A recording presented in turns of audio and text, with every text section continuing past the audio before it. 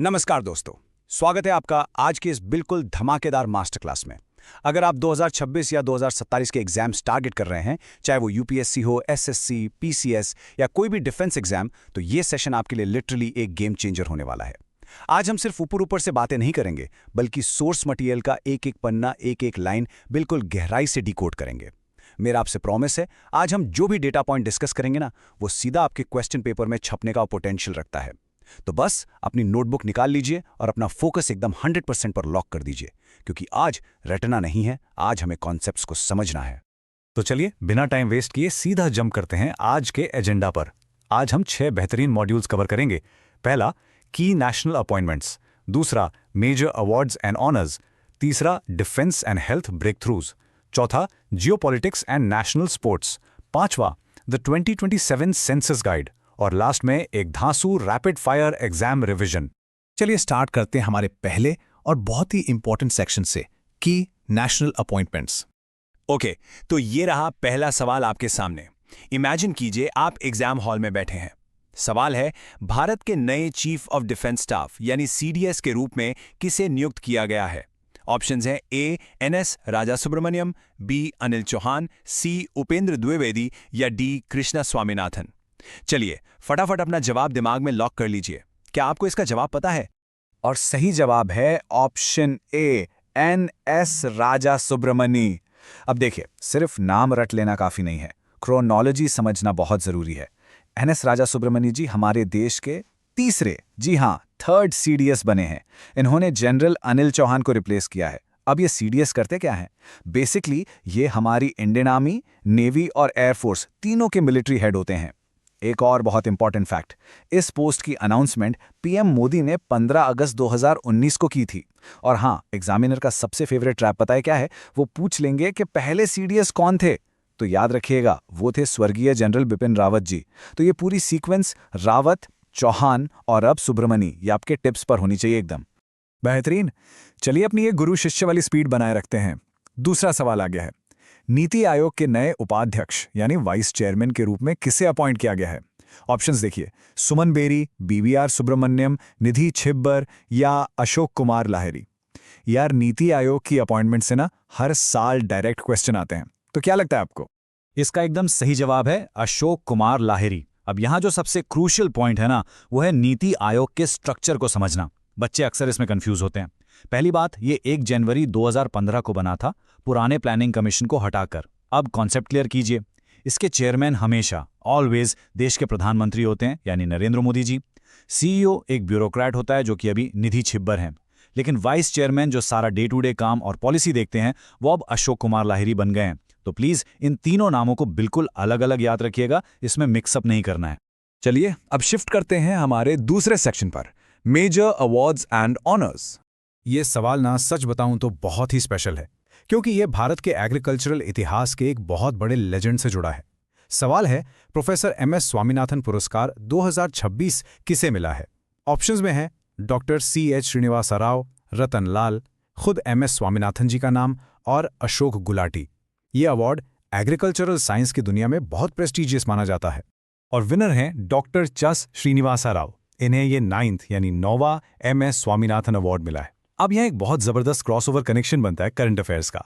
MS Swaminathan जी को हम भारत में हरित क्रांति के जनक या फादर ऑफ ग्रीन रेवोल्यूशन के नाम से जानते हैं, राइट? और आपको याद होगा 2024 में भारत सरकार ने उन्हें मरणोपरांत भारत रत्न से सम्मानित किया था। अब क्योंकि उन्हें रिसेंटली भारत रत्न मिला है ना, तो उनके नाम पर दिया जाने वाला ये अवार्ड आपके एग्जाम के लिए लिटरली एक गारंटेड छपने वाला क्वेश्चन बन जाता है। इसे पक्के से याद कर लीजिए। ओके, नेशनल से अब थोड़ा इंटरनेशनल चलते हैं। Laureus sportsman of the year 2026 किसने जीता है? ऑप्शंस हैं टेनिस लेजेंड नोवाक जोकोविच, फुटबॉल आइकॉन लायोनेल मेसी, युवा स्टार कार्लोस अल्कराज या हमारे क्रिकेट किंग विराट कोहली। अगर आप थोड़ा भी स्पोर्ट्स फॉलो करते हैं तो आपको पता होगा कि इन अवार्ड्स को ऑस्कर्स ऑफ स्पोर्ट कहा जाता है। तो इस बार बाजी मारी है स्पेन के युवा टेनिस सेंसेशन कार्लोस अल्कराज ने। और ये चीज ना ब्रिलियंटली इलस्ट्रेट करती है कि कैसे एक यंग टैलेंट दुनिया भर के दिग्गजों को पीछे छोड़ सकता है। ये पूरा इवेंट स्पेन के मैड्रिड में हुआ था। अब देखिए, सिर्फ स्पोर्ट्समैन याद मत रखिएगा, स्पोर्ट्स वुमेन बनी है बेलारूस की tennis star Aryna Sabalenka. Breakthrough award मिला है रेसिंग स्टार लैंडो नॉरिस को। और सबसे खास बात, life time achievement award gymnastics की लेजेंड नाडिया कॉमननेची तो दिया गया है। ये चारों नाम मैं बता रहा हूं किसी भी अच्छे एग्जाम में मैच द फॉलोइंग के रूप में आ सकते हैं फॉर श्योर। अब आते हैं सेक्शन 3 पर, defence and health breakthroughs. अब इस नई पनडुब्बी की विहालता के बारे में जो सबसे इंटरेस्टिंग बात है वो वाकई आपको हैरान कर देगी। ये है INS अरे दामन। ये भारत की तीसरी nuclear powered ballistic missile submarine है। मतलब समुंदर के एकदम नीचे छुपकर न्यूक्लियर हमला करने की ताकत रखने वाला हमारा अपना साइलेंट किलर। चलिए इसके टेक्निकल स्पेसिफिकेशंस को डिकोड करते हैं। ये जानकारी डिफेंस एस्पिरेंट्स के लिए किसी खजाने से कम नहीं है। INS अरिदमन को विशाखापत्तनम में ATV यानी एडवांस टेक्नोलॉजी वेसल प्रोजेक्ट के तहत बनाया गया है। इसमें 8 वर्टिकल लॉन्च सिस्टम या VLS ट्यूब्स हैं। अब आते हैं सबसे इंपॉर्टेंट पॉइंट पर, मिसाइल्स। ये 2 तरह की मिसाइल कैरी कर सकती है। पहली है K-15 जो शॉर्ट रेंज है, लगभग 700 किलोमीटर, और दूसरी है बेहद खतरनाक K-4 मिसाइल जिसकी रेंज 3500 किलोमीटर है। इन रेंजेस को एकदम रट लेना। और अगर थोड़ा हिस्ट्री में जाएं तो भारत की पहली ऐसी सबमरीन INS अरिहंत थी जो 2016 में आई थी।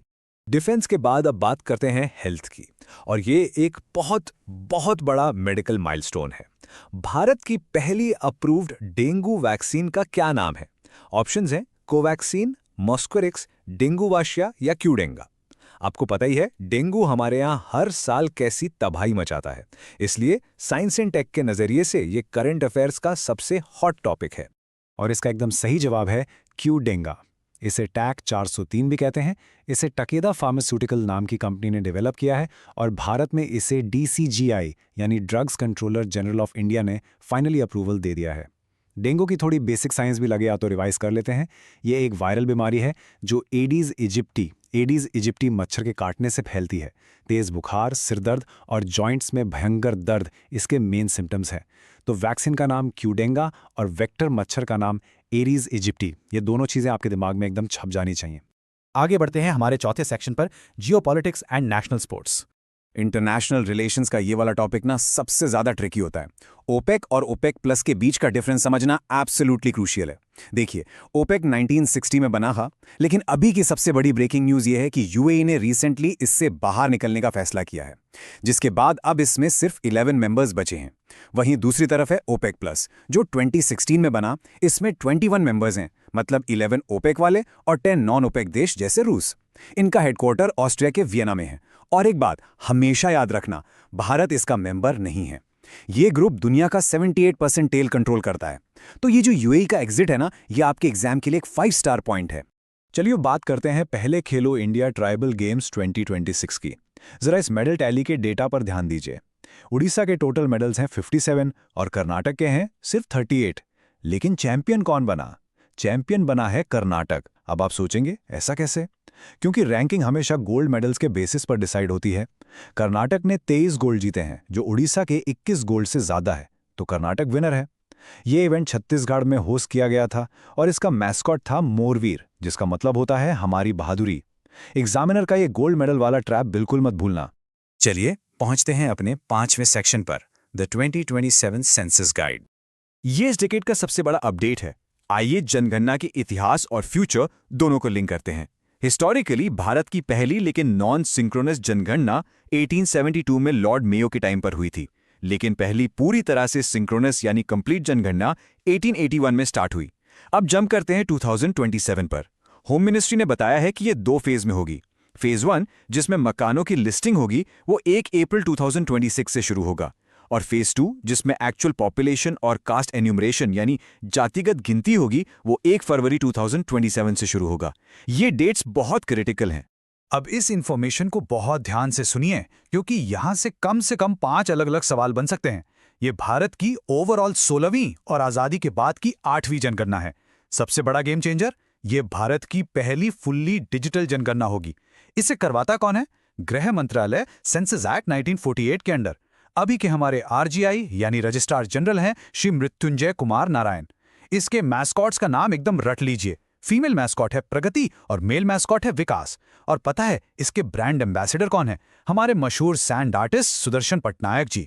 इस लिस्ट का एक एक फैक्ट ना लिटरली सोने के बराबर है। और फाइनली हम आ गए हैं अपने आखिरी और छठे सेक्शन पर, रैपिड फायर एग्जाम रिवीजन। अपनी एनर्जी एकदम पीक पर ले आइए। चलिए फटाफट मेरे साथ रिवाइज कीजिए। नए CDS कौन? राजा सुब्रमण्य। नीति आयोग के वाइस चेयरमैन अशोक लाहिड़ी। पहली डेंगू वैक्सीन क्यूडेंगा। ओपेक में सबसे बड़ा चेंज, यूएई बाहर हो गया है। ट्राइबल गेम्स किसने जीते? कर्नाटक ने, क्योंकि उनके पास गोल्ड ज्यादा थे।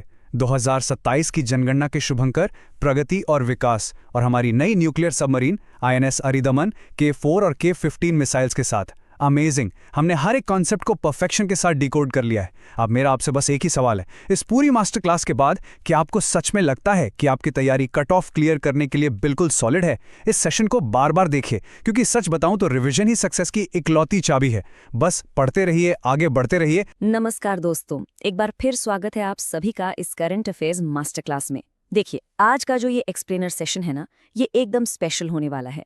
हम कुछ ऐसे सुपर क्रूशियल टॉपिक्स का लाइन बाय लाइन एनालिसिस करेंगे जो डायरेक्टली आपके एग्जाम्स में हिट करने वाले हैं। और हाँ, ये सिर्फ रटने के बारे में नहीं है। हम इन कॉन्सेप्ट्स को ऐसे समझेंगे कि ये परमानेंटली आपके दिमाग में लॉक हो जाएंगे। तो जल्दी से अपनी नोटबुक्स निकाल लीजिए और चलिए शुरू करते हैं। आज का हमारा एजेंडा बिल्कुल क्लियर है।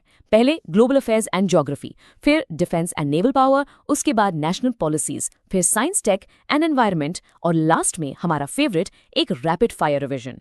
So let's jump straight into Section 1, Global Affairs and Geography, Mapping the World. अपने mental world maps ready कर लीजिए। तो सबसे पहले let's test your current geography knowledge. आपके सामने दो बहुत ही बढ़िया क्वेश्चंस हैं। पहला, उचरल न्याम ओसौर हाल ही में किस देश के प्राइम मिनिस्टर बने हैं? कजाकिस्तान, उज्बेकिस्तान, मंगोलिया या किर्गिस्तान? और दूसरा सवाल, नाइपिडाओ इनमें से किस देश की कैपिटल है? थाईलैंड, म्यांमार, वियतनाम या लाओस? अपने आंसर्स जल्दी से मेंटली लॉक कर लीजिए। ओके, तो पहले क्वेश्चन का सही जवाब है ऑप्शन सी, मंगोलिया। उचराल न्याम ओसोर मंगोलिया के नए पीएम हैं, और याद रखिए वहां की कैपिटल उलान बतार है। दूसरे क्वेश्चन का आंसर है ऑप्शन बी, म्यांमार। म्यांमार की कैपिटल है नाइपीडाओ। अब यहाँ एक बहुत ही जरूरी PYQ यानी प्रीवियस ईयर क्वेश्चन का इंसाइट है। लेक बाइकाल जो रशिया में है ना, वो दुनिया की सबसे डीप लेक है। ये डिटेल एग्जामिनर का एब्सोल्यूट फेवरेट है, तो इसको डेफिनेटली स्टार मार्क कर लीजिए। मूविंग ऑन, एक और बहुत ही बढ़िया क्वेश्चन, इनमें से किस अवार्ड को ग्रीन नोबेल प्राइज कहा जाता है? Raman Magsaysay, Goldman environmental prize, right livelihood या फिर ब्लू प्लैनेट प्राइज? सोचिए जरा। और इसका सही जवाब है गोल्डमैन एनवायरमेंटल प्राइज। इसको इकोलॉजी का नोबेल माना जाता है और इसमें मैसिव $2 लाख का प्राइज अमाउंट मिलता है। इस साल की जो 2026 की विनर्स है ना, वो 6 बहुत ही कमाल की वुमेन एनवायरमेंटल एक्टिविस्ट्स हैं। इनके नाम मैच द फॉलोइंग क्वेश्चंस में आ सकते हैं, तो ध्यान से सुनिए। नाइजीरिया से इरोरो टंशी, साउथ कोरिया से बोरिम किम, यूके से सारा फिंच, पपुआ न्यू गिनी से थियोनिला रोका मैटबॉब, यूएस से अलाना ए क्यूरिक हॉली और कोलंबिया से यूविलिस मोरालेस ब्लंको। इन 6 नामों को अच्छे से याद कर लीजिए। Alright, moving to Section 2, Defense and Naval Power, Securing the Seas. यहाँ देखिए, एक डायरेक्ट सवाल आता है कि मालवान किस कैटेगरी का वेसल है? इसका सही जवाब है anti submarine warfare shallow watercraft यानी ASWSC। अब इसकी इंपॉर्टेंस क्या है? देखिए, ये इंडिया की 8 इंडिजिनस क्राफ्ट्स में से दूसरी क्राफ्ट है जिसे इंडियन नेवी को डिलीवर किया गया है।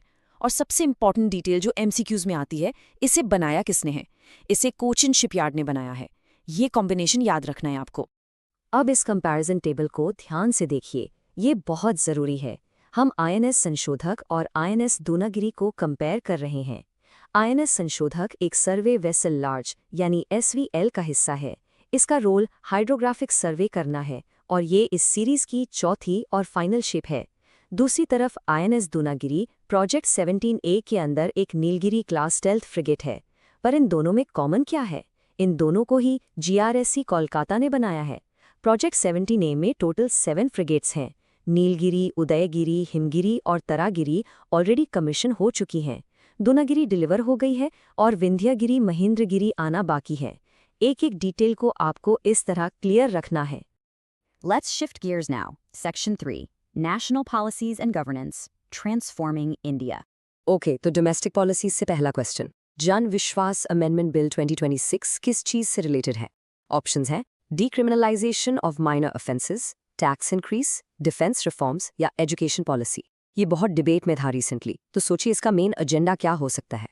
सही जवाब है option A, decriminalisation of minor offences. देखिए, इस बिल का ना स्कोप बिल्कुल मैसिव है। इसने 79 अलग अलग सेंट्रल एक्ट्स के 784 प्रोविजंस को अमेंड किया है।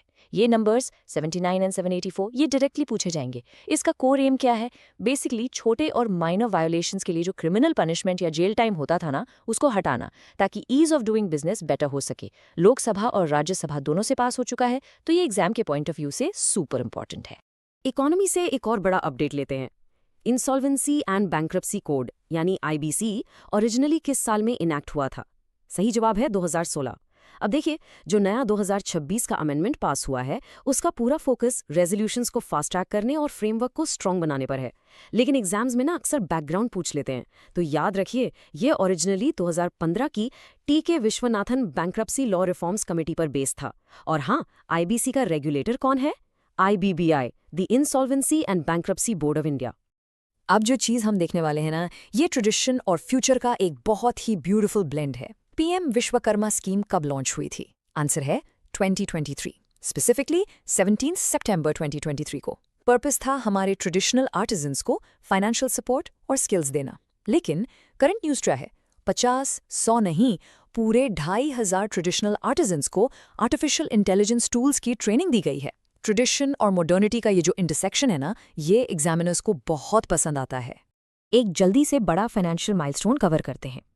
FY 25-26 में 1 लाख करोड़ रुपए का बिजनेस क्रॉस करने वाला लार्जेस्ट UCB यानी अर्बन कोऑपरेटिव बैंक कौन सा बन गया है? The correct answer is Saraswat cooperative bank. इनका नाम और इनका मुंबई का हेडक्वार्टर्स, बस ये 2 फैक्ट्स दिमाग में फिक्स कर लीजिए। Moving right along to Section 4, Science, Tech and Environment, Innovations and Ecosystems. यहाँ देखिए, स्पेस मिशन किस एजेंसी का है? सही जवाब है नासा, और इसे 2024 में लॉन्च किया गया। अब स्पेस का फुल फॉर्म बहुत ही ध्यान से सुनिए। Plankton, aerosol, cloud, ocean ecosystem. ये बेसिक अर्थ ऑब्जर्वेशन के लिए था, पर आज की सबसे बड़ी ब्रेकिंग न्यूज़ या एग्जाम इनसाइट क्या है? ये सैटेलाइट अब नाइट्रोजन डाइऑक्साइड यानी NO2 एयर पोल्यूशन को ओपनली स्पेस से डिटेक्ट कर सकता है। क्लाइमेट मॉनिटरिंग के लिए ये एक एब्सोल्यूट गेम चेंजर है। डिफेंस AI में आते हैं।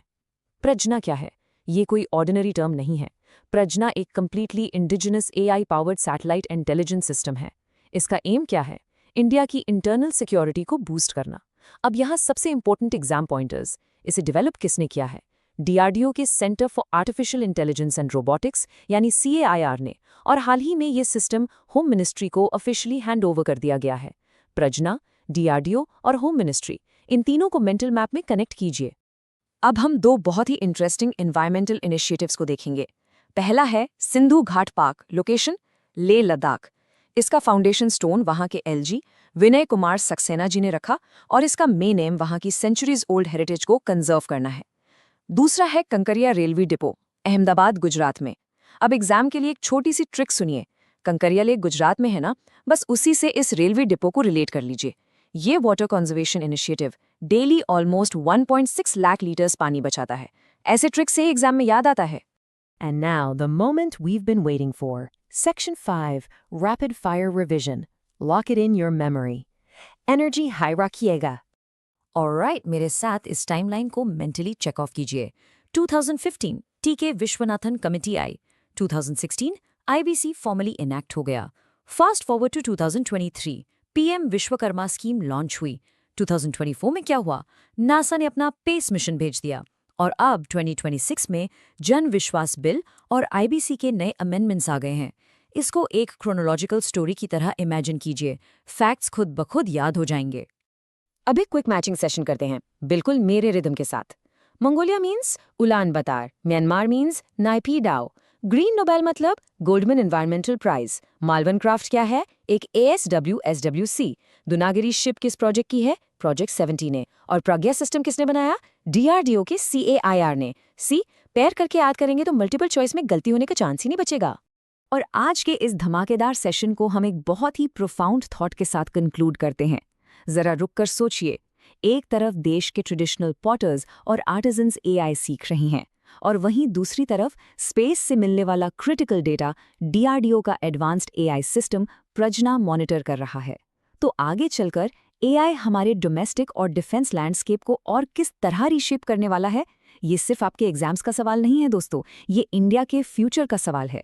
तो बस फैक्ट्स को इसी तरह क्यूरियोसिटी के साथ पढ़ते रहिए। मुझे पूरा यकीन है कि आज की ये मास्टर क्लास आपकी तैयारी को एक नया एज देगी। All the absolute best for your exams, और मैं मिलूंगा आपसे ऐसे ही एक और डिटेल्ड और नमस्कार दोस्तों, आज के इस अल्टीमेट रिवीजन मास्टर क्लास में आप सभी का बहुत बहुत स्वागत है। यार, अगर आप यूपीएससी, स्टेट पीएससी या किसी भी कॉम्पिटिटिव एग्जाम की तैयारी कर रहे हैं ना, तो ट्रस्ट मी, आप बिल्कुल सही जगह पर हैं। आज का हमारा इस सेशन पूरी तरह से हाई यील्ड करंट अफेयर्स और उनके स्टैटिक कॉन्सेप्ट्स पर फोकस्ड है। देखिए, हम सिर्फ फैक्ट्स को रटने वाले बल्कि कॉन्सेप्ट्स की क्लैरिटी और कुछ एकदम कमाल की मेमोरी ट्रिक्स के साथ उन्हें सीधा अपने दिमाग में लॉक करेंगे। तो चलिए, बिना किसी देरी के फुल एनर्जी के साथ डाइव इन करते हैं हमारे आज के शानदार एक्सप्लेनर में। चलिए फटाफट से आज का एजेंडा देख लेते हैं। हम शुरुआत करेंगे एनवायरनमेंट और रामसर साइट्स से। उसके बाद हम बढ़ेंगे पॉलिटी और की अपॉइंटमेंट्स की तरफ। फिर साइंस एंड स्पेस के हाई यील्ड टेक अपडेट्स देखेंगे। उसके बाद डिफेंस और गवर्नमेंट स्कीम्स कवर करेंगे। और हाँ, सबसे आखिर में ना एक बहुत ही जबरदस्त रैपिड फायर राउंड होने वाला है आपकी मेमोरी चेक करने के लिए, तो एंड तक एकदम बने रहिएगा। तो शुरू करते हैं हमारा पहला section, environment and Ramsar sites expanding India's wetland footprint. अब आपको तो पता ही है कि एनवायरनमेंट सेक्शन आजकल यूपीएससी और हर स्टेट पीएससी का एकदम फेवरेट टॉपिक बन चुका है। वेटलैंड्स और उनकी लोकेशन से तो हर साल डायरेक्ट सवाल बनते हैं, तो अपना पूरा फोकस यहां रखिएगा। शेखा झील पक्षी अभयारण्य इनमें से किस राज्य में स्थित है? ऑप्शंस हैं तमिलनाडु, बिहार, राजस्थान या उत्तर प्रदेश। आप अपने दिमाग में फटाफट इसका आंसर गैस कीजिए। मैं आपको बस 2 सेकंड का समय देता हूं, सोचिए। तो सही जवाब है ऑप्शन डी, उत्तर प्रदेश। अब यहाँ जो सबसे दिलचस्प बात है वो ये है कि ये कोई आम झील नहीं है। हाल ही में इसे भारत की 99वीं यानी 99th रामसर साइट का दर्जा मिला है। और क्योंकि ये बिल्कुल लेटेस्ट एडिशन है, इसीलिए ये सीधे आपके एग्जाम पेपर में छपने वाला सवाल है। आपको बस शेखा झील का नाम सीधा यूपी से लिंक कर लेना है। अब इन फैक्ट्स को बहुत ध्यान से सुनिए। ये पूरी की पूरी एक चीट शीट है आपके लिए। रामसर कन्वेंशन आखिर साइन कब हुआ था? 2 फरवरी 1971 को ईरान के रामसर शहर में। और ये लागू कब हुआ? 21 दिसंबर 1975 को। अब ये जो 1971 वाला साल है ना, ये कई बार प्रीवियस ईयर क्वेश्चंस में पूछा जा चुका है, तो इसे भूलना नहीं है। आज की डेट में भारत में कुल 99 रामसर साइट्स हो चुकी हैं। सबसे ज्यादा साइट्स कहाँ हैं? नंबर 1 पर है तमिलनाडु, पूरे 20 साइट्स के साथ। और सेकंड नंबर पर आता है अपना उत्तर प्रदेश, 12 साइट्स के साथ। अब यूपी की इन साइट्स को याद रखने की एक छोटी सी ट्रिक बताता हूं आपको। 2019 में जो साइट्स ऐड हुई ना, उनमें से ज्यादातर एस लेटर से शुरू होती हैं, जैसे समन, समसपुर, सांडी और सरसई नावर। इनके साथ नवाबगंज और पार्वती अर्गा भी हैं। फिर 2020 में आया सूर सरोवर, 2021 में बखीरा और हैदरपुर जुड़े, और एकदम लेटेस्ट 2026 की लिस्ट में ऐड हुए हैं पटना बर्ड सैंक्चुरी और शेखा झील बर्ड सैंक्चुरी। यहां मौजूद हर एक पॉइंट आपके एग्जाम के लिए लिटरली सोना है। ओके, तो अब मूव करते हैं सेक्शन 2 पर, पॉलिटी एंड की अपॉइंटमेंट्स, डिकोडिंग कॉन्स्टिट्यूशनल चेंजेस। एक बात आप हमेशा याद रखिएगा, कॉम्पैरेटिव एग्जाम्स में कोई भी पॉलिटिकल इवेंट सिर्फ एक करंट अफेयर नहीं होता। उसे हमेशा कॉन्स्टिट्यूशन के स्टैटिक आर्टिकल्स के साथ लिंक करके ही पूछा जाता है। तो चलिए इस सवाल का जवाब दीजिए। बिहार के 24वें मुख्यमंत्री कौन बने?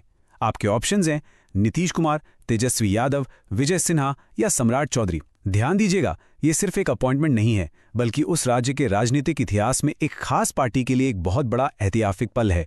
लगाइए दिमाग। तो इसका सबसे क्रूशियल पॉइंट ये है कि सही जवाब है सम्राट चौधरी। और ये इतने इंपॉर्टेंट क्यों है? क्योंकि यार ये बिहार के मुख्यमंत्री बनने वाले पहले बीजेपी नेता हैं। वो बिहार के 24वें सीएम बने हैं।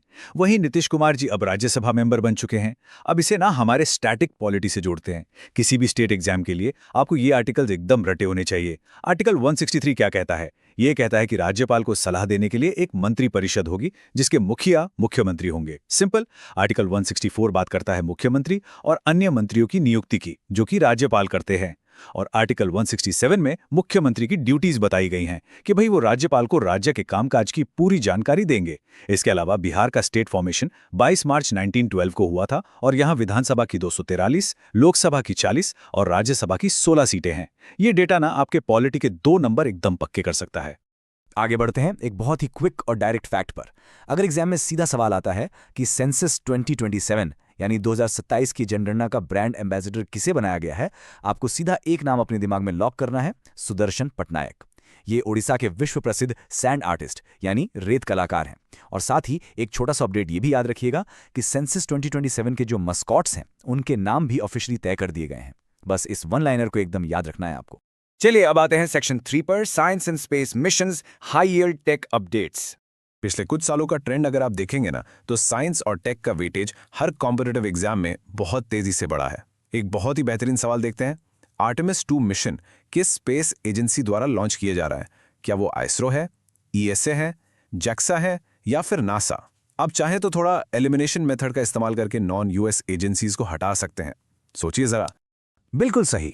सही जवाब है नासा। अब आर्टेमिस 2 के बारे में जो फैक्ट्स मैं बता रहा हूं उन्हें बहुत ध्यान से सुनिए।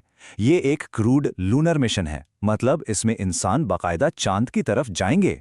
इसका लॉन्च 1 अप्रैल 2026 के लिए शेड्यूल्ड है और इसमें ओरियन स्पेसक्राफ्ट का इस्तेमाल होने वाला है। अब यहाँ जो सबसे दिलचस्प बात है ना, वो है इसका क्रू। इसमें 4 एस्ट्रोनॉट्स जा रहे हैं, जिनमें रीड वाइजमैन और विक्टर ग्लोवर का नाम शामिल है। मैं विक्टर ग्लोवर के नाम पर इतना जोर क्यों दे रहा हूं पता है क्यों? क्योंकि स्पेस हिस्ट्री में जो भी फर्स्ट होता है ना, वो एग्जामिनर का एकदम फेवरेट टारगेट होता है। विक्टर ग्लोवर किसी भी आर्टेमिस मिशन के लिए चुने गए पहले अश्वेत व्यक्ति यानी फर्स्ट ब्लैक मैन है। ये फैक्ट सीधा आपके एग्जाम में हिट करेगा फॉर श्योर। चलिए साइंस का ही एक और टेक्निकल और ज्योग्राफिकल सवाल देखते हैं। भारत का पहला स्वदेशी फास्ट ब्रीडर रिएक्टर यानी एफपीआर किस राज्य में स्थित है? कर्नाटक, महाराष्ट्र, तमिलनाडु या गुजरात? न्यूक्लियर टेक्नोलॉजी और स्वदेशी तकनीक ये दोनों यूपीएससी के बहुत चहेते टॉपिक्स हैं, तो आपको इसका आंसर आना ही चाहिए। चलिए इस कॉन्सेप्ट को बहुत ही सिंपल सी भाषा में डीकोड करते हैं। सही जवाब है कल्पक्कम, तमिलनाडु। अब समझिए कि ये फास्ट ब्रीडर रिएक्टर आखिर होता क्या है। ये एक ऐसा न्यूक्लियर रिएक्टर है जो फास्ट न्यूट्रॉन्स का इस्तेमाल करके जितना ईंधन वो खुद कंज्यूम करता है ना, उससे कहीं ज्यादा नया न्यूक्लियर ईंधन पैदा कर देता है ना? एकदम कमाल की तकनीक, इसीलिए ही तो इसे ब्रीडर कहा जाता है। अब आपको 2 संस्थाओं के नाम एकदम रट लेने हैं। इसकी तकनीक और डिजाइन तैयार किया है IGCAR ने, यानी Indira Gandhi centre for atomic research ने, और इसका कंस्ट्रक्शन यानी इसे असल में बनाने का काम किया है BHAVINI ने, यानी भारतीय नाभिकीय विद्युत निगम लिमिटेड ने। ये दोनों डिस्टिंक्शन याद रखिएगा, एग्जाम में अक्सर कंफ्यूज करने के लिए डिजाइनर और कंस्ट्रक्टर को आपस में स्वैप कर दिया जाता है। आगे बढ़ते हैं हमारे सेक्शन 4 की तरफ, defence and government initiatives, policies shaping the nation. एक बहुत ही स्ट्रेट फॉरवर्ड MCQ आपसे पूछा जा सकता है कि विश्व सूत्र पहल किस मंत्रालय ने शुरू की? तो इसका सीधा सा जवाब है मिनिस्ट्री ऑफ टेक्सटाइल्स, यानी हमारा कपड़ा मंत्रालय। इस पहल को NIFT यानी national institute of fashion technology ने डेवलप किया है, और इसकी टैगलाइन क्या है? Weaves of India for the world. जैसे ही आप एग्जाम में वीव्स या बुनाई शब्द देखें ना, उसे सीधे टेक्सटाइल्स मिनिस्ट्री से एंकर कर दें। इसका मेन मोटिव हमारे भारतीय हैंडलूम्स को दुनिया भर में प्रमोट करना है। अब जरा इस बहुत ही बड़े डेवलपमेंट पर आते हैं, CAPF एक्ट 2026। इस नए एक्ट ने हमारे 5 मुख्य सेंट्रल आर्म्ड पुलिस फोर्सेस यानी BSF, CRPF, CISF, ITBP और SSB की टॉप लीडरशिप में IPS ऑफिसर्स के लिए रिजर्वेशन को एकदम मैंडेटरी कर दिया है। ये एक ऐसा पॉलिसी चेंज है जिसके डेटा को आपको अपने फिंगर टिप्स पर रखना ही होगा। चलिए इसे समझते हैं। इस डेटा को हम नीचे से ऊपर की तरफ लॉजिकली समझेंगे। CAPF एक्ट 2026 के तहत अगर IG यानी इंस्पेक्टर जनरल की पोस्ट है तो वहां 50% कोटा IPS ऑफिसर्स के लिए रिजर्व कर दिया गया है। अगर हम उससे थोड़ा ऊपर एडिशनल डायरेक्टर जनरल यानी ADG की बात करें तो वहां कम से कम 67% पोस्ट्स IPS के लिए होंगी। और सबसे टॉप पर जो स्पेशल DG और डायरेक्टर जनरल यानी DG की पोस्ट होती है, वहां पूरा का पूरा 100% रिजर्वेशन IPS ऑफिसर्स के लिए मैंडेटरी कर दिया गया है। लिटरली 100%। अगर एग्जाम में आपसे सीधा पूछा जाए कि DG पोस्ट पर कितना % रिजर्वेशन है, तो आपका जवाब बिना पलक झपकाए 100% होना चाहिए।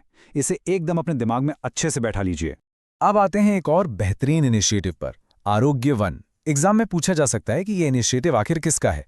क्या ये पर्यावरण मंत्रालय का है, नीति आयोग का है या NHAI का है? ज्यादातर बच्चे ना बिना सोचे एनवायरमेंट मिनिस्ट्री टिक कर देंगे, लेकिन आपको यहाँ लॉजिक लगाना है। इस इनिशिएटिव में नेशनल हाईवेज के किनारे औषधीय पेड़ लगाए जा रहे हैं। तो हाईवे के किनारे पेड़ कौन लगाएगा? जाहिर है national highway authority of India यानी NHAI। इसका उद्देश्य हाईवेज के किनारे नीम, आंवला, इमली, जामुन और नींबू जैसे पेड़ लगाना है ताकि पोल्यूशन भी कम हो और एक ग्रीन कवर भी बने। तो हम आ गए हैं हमारे आखिरी और सबसे मजेदार सेक्शन पर, section 5, art, culture, books and rapid fire. The final memory check. सबसे पहले एक बहुत ही इंपॉर्टेंट बुक रिलीज देखते हैं। बुक का नाम है टाइड्स ऑफ टाइम, भारत की history through murals in parliament. अगर सवाल आता है कि इस किताब के ऑथर कौन है, तो आपको सीधा जवाब देना है सुधा मूर्ति जी। और इसका अनावरण किसने किया? हमारे उपराष्ट्रपति सीपी राधाकृष्णन जी ने। बस कीवर्ड्स याद रखिए, पार्लियामेंट के म्यूरल्स का लिंक सीधा सुधा मूर्ति और वाइस प्रेसिडेंट से जोड़ देना है। चलिए अब अपनी सीट बेल्ट बांध लीजिए, क्योंकि अब शुरू होता है हमारा रैपिड फायर रिवीजन। देखते हैं आपको कितना याद है। शेखा झील कहाँ है? यूपी में, और ये हमारी 99th रामसर साइट है। रामसर कन्वेंशन कब साइन हुआ? 1971, ईरान। भारत में सबसे ज्यादा साइट्स कहाँ हैं? तमिलनाडु में 20 साइट्स। बिहार के 24वें सीएम कौन बने? सम्राट चौधरी, पहले बीजेपी सीएम। और सीएम से जुड़े आर्टिकल्स कौन से हैं? आर्टिकल 163, 164 और 167। आर्टेमिस 2 किसका मिशन है? नासा का। कब जाएगा? 2026 में। इसमें सबसे इंपॉर्टेंट नाम कौन सा है? विक्टर ग्लोवर, जो पहले अश्वेत एस्ट्रोनॉट हैं। भारत का पहला फास्ट ब्रीडर रिएक्टर कहाँ है? कलपक्कम, तमिलनाडु में। ये क्या यूज करता है? Fast neutrons. इसे डिजाइन किसने किया? IGCAR ने। और कंस्ट्रक्ट किसने किया? भाविनी ने। CAPF एक्ट 2026 में DG पोस्ट पर IPS कोटा कितना है? पूरा 100%। सेंसस 2027 के एम्बेसडर कौन है? सुदर्शन पटनायक। आरोग्य वन इनिशिएटिव कौन लाया? NHAI। और हाँ, टाइड्स ऑफ टाइम किताब किसने लिखी? सुधा मूर्ति जी ने। बेहतरीन। अब सेशन के एकदम अंत में मेरा आपसे एक सीधा सा सवाल है। अगर कल सुबह ही आपका एग्जाम हो जाए, तो इन हाई यील्ड फैक्ट्स में से कितने आपको बिना नोट्स देखे एकदम तुरंत याद आ जाएंगे? अगर आपका जवाब 100% नहीं है ना, तो मैं आपको चैलेंज करता हूं कि इस मास्टर क्लास को दोबारा प्ले कीजिए, इन फैक्ट्स को फिर से रिवाइज कीजिए, जब तक कि हर एक चीज आपके दिमाग में हमेशा के लिए छप ना जाए। क्योंकि याद रखिए, सही रिवीजन ही सफलता की असली कुंजी है। अच्छे से पढ़ते रहिए, अपनी तैयारी एकदम मजबूत रखिए, और हम मिलेंगे आपसे अगले एक्सप्लेनर में। हेलो एस्पिरेंट्स, आज की इस करंट अफेयर्स मास्टर क्लास में आप सभी का बहुत बहुत स्वागत है। देखिए, मुझे बिल्कुल अच्छे से पता है कि आप लोग यहाँ क्यों आए हैं। आपको एकदम क्लियर, वेल स्ट्रक्चर्ड और हाई यील्ड फैक्ट्स चाहिए, राइट? वो फैक्ट्स जो डायरेक्ट आपके एग्जाम पेपर में आए और आपके मार्क्स बढ़ाएं। तो बस आज का ये सेशन बिल्कुल वही करने वाला है। हम रीसेंट डेवलपमेंट्स का एकदम complete line by line breakdown करेंगे। इसका मतलब है कोई इधर उधर की बातें नहीं, कोई फ्लफ नहीं, सिर्फ और सिर्फ हार्डकोर एग्जाम ओरिएंटेड एनालिसिस। हम मिलकर आपकी कंसेप्चुअल क्लैरिटी बिल्ड करेंगे और इन फैक्ट्स को ना लिटरली आपकी लॉन्ग टर्म मेमोरी में लॉक कर देंगे। तो फटाफट अपने नोटबुक्स और पेन्स निकाल लीजिए, अपना पूरा ध्यान स्क्रीन पर रखिए और चलिए इन इंपॉर्टेंट टॉपिक्स को एक साथ डिकोड करना शुरू करते हैं। अब देखिए, एग्जाम का सिलेबस बहुत वास्ट होता है, इसलिए हमने इस पूरे सेशन को इन 5 स्पेसिफिक मेंटल बकेट्स में डिवाइड किया है। पहले इकोनॉमी एंड स्कीम्स, फिर डिफेंस एंड ग्लोबल टाइज, उसके बाद ग्लोरी एंड फेयरवेल्स, फिर आएगा साइंस एंड हेल्थ, और आखिर में हमारा स्पेशल रैपिड फायर रीकैप। तो चलिए सीधा शुरुआत करते हैं। Section 1, the heavy hitters. इसमें हम इकोनॉमी, ट्रेड और गवर्नमेंट स्कीम्स कवर करेंगे। ये एब्सोल्यूट गेम चेंजर्स हैं एग्जाम के लिए। ओके, तो सबसे पहले इस मैसिव नंबर पर ध्यान दीजिए, 40.07 लाख करोड़ रुपए। दोस्तों, ये कोई छोटा मोटा अमाउंट नहीं है। ये वो टोटल स्टैगरिंग अमाउंट है जो प्रधानमंत्री मुद्रा योजना, जिसे हम PMMY कहते हैं, उसके तहत एज अ लोन डिसबर्स किया गया है। इस स्कीम ने हाल ही में अपने 11 साल पूरे किए हैं।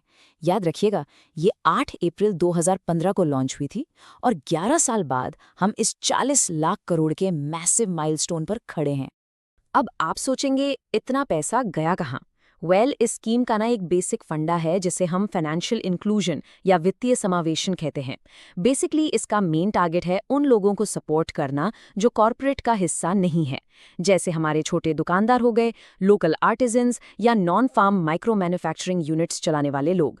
एक तरह से अगर देखा जाए तो ये स्कीम हमारी उस ग्रास रूट्स इकोनॉमी की एक बहुत मजबूत फाइनेंशियल बैकबोन बन चुकी है।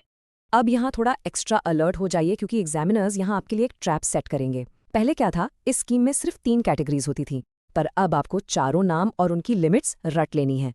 सबसे पहला है शिशु, जिसमें 50,000 रुपये तक का लोन मिलता है। फिर आता है किशोर, जिसकी लिमिट 50,000 से लेकर 5 लाख रुपये तक की है। तीसरा है तरुण, जो 5 लाख से 10 लाख तक का कवर देता है। और सबसे इम्पॉर्टेंट, जो एक्चुअली एक नया एडिशन है और एग्जाम में आने के हाई चांसेस हैं, वो है तरुण प्लस। एक्चुअली पहले लिमिट 10 लाख थी, पर अब तरुण के आने से इस टॉप लिमिट को सीधा 20 लाख रुपए तक बढ़ा दिया गया है। इस 20 लाख के फिगर को अपने नोट्स में अभी हाईलाइट कर लीजिए। चलिए अब थोड़ा इंटरनेशनल ट्रेड की बात करते हैं फॉर द फाइनेंशियल ईयर 2025-2026। देखिए, चाइना एक बार फिर से इंडिया का नंबर 1 टॉप ट्रेडिंग पार्टनर बन गया है, लेकिन जरा इन नंबर्स को देखिए। हमने चाइना को एक्सपोर्ट किया लगभग $19.47 बिलियन का सामान, लेकिन वहां से इंपोर्ट कितना किया? $121.63 बिलियन। मतलब समझ रहे हैं आप, हम भेज कम रहे हैं, मंगवा बहुत ज्यादा रहे हैं। इस सिचुएशन को इकोनॉमी में ट्रेड डेफिसिट यानी व्यापार घाटा कहते हैं। पर वहीं दूसरी तरफ देखिए अपने दूसरे सबसे बड़े पार्टनर यूएसए को। यहाँ कहानी बिल्कुल उलट है। हमने अमेरिका को $87.3 बिलियन का एक्सपोर्ट किया और इंपोर्ट सिर्फ $52.9 बिलियन किया। तो यूएस के साथ हमारा ट्रेड सरप्लस यानी व्यापार अधिशेष चल रहा है। एग्जाम में सिर्फ रैंकिंग नहीं, किसके साथ डेफिसिट है और किसके साथ सरप्लस, ये कॉन्सेप्ट बहुत डीपली टेस्ट होता है। इकोनॉमी के बाद जरा देश के इंफ्रास्ट्रक्चर और ग्रीन एनर्जी पर नजर डालते हैं। हाल ही में इंडियन पोर्ट्स ने लगभग 915 मिलियन टन्स का मैसिव कार्गो हैंडल किया और इसमें अनडिस्प्यूटेड चैंपियन रहा गुजरात का दीनदयाल पोर्ट अथॉरिटी। इस अकेले पोर्ट ने 107.11 मिलियन टन्स कार्गो संभाला। Impressive, right? उसके बाद अगर हम ग्रीन फ्यूचर की बात करें तो इंटरनेशनल रिन्यूएबल एनर्जी एजेंसी यानी आयरना की रिपोर्ट के अनुसार रिन्यूएबल एनर्जी कैपेसिटी में इंडिया अब पूरी दुनिया में 3 नंबर पर है। हमारी टोटल कैपेसिटी अब 250.52 गीगावाट्स तक पहुंच चुकी है। इसको याद रखने की एक बहुत सिंपल सी ट्रिक बता रहा हूं। CUI। C से चाइना फर्स्ट रैंक पर, U से USA सेकंड पर और I से हमारा इंडिया थर्ड रैंक पर। बस इतना याद रखना है। ऑलराइट, आगे बढ़ते हैं सेक्शन 2 पर, नेशनल सिक्योरिटी और ग्लोबल टाइज। ये एग्जामिनर्स का एकदम फेवरेट एरिया है। डिफेंस अपॉइंटमेंट से तो सीधा 1 नंबर का क्वेश्चन बनता ही बनता है और यहाँ हमारे सामने एक बहुत मेजर और डायरेक्ट हिट अपॉइंटमेंट है। हमारे current chief of army staff बन गए हैं उपेंद्र द्विवेदी। इसमें कोई कॉम्प्लेक्स साइंस नहीं है दोस्तों, सीधा नाम है, सीधा क्वेश्चन आएगा। तो बस इसको फर्मली अपने दिमाग में सेट कर लीजिए, उपेंद्र द्विवेदी। अब 2026 की जॉइंट मिलिट्री एक्सरसाइजेस की लिस्ट देखते हैं। पहला है EX डस्टिक। ये इंडिया और उज़्बेकिस्तान की आर्मीज के बीच का 7th एडिशन है। ये हो कहाँ रहा है? उज़्बेकिस्तान के नामांगन रीजन के गुरुमसराय फील्ड ट्रेनिंग एरिया में। और हाँ, एक extra piece of static GK यही नोट कर लो, उज़्बेकिस्तान की कैपिटल ताशकेंट है। फिर आता है साइक्लोन 2026, जो कि इंडिया और इजिप्ट का 4th जॉइंट एक्सरसाइज है और ये अनशाज इजिप्ट में हो रहा है।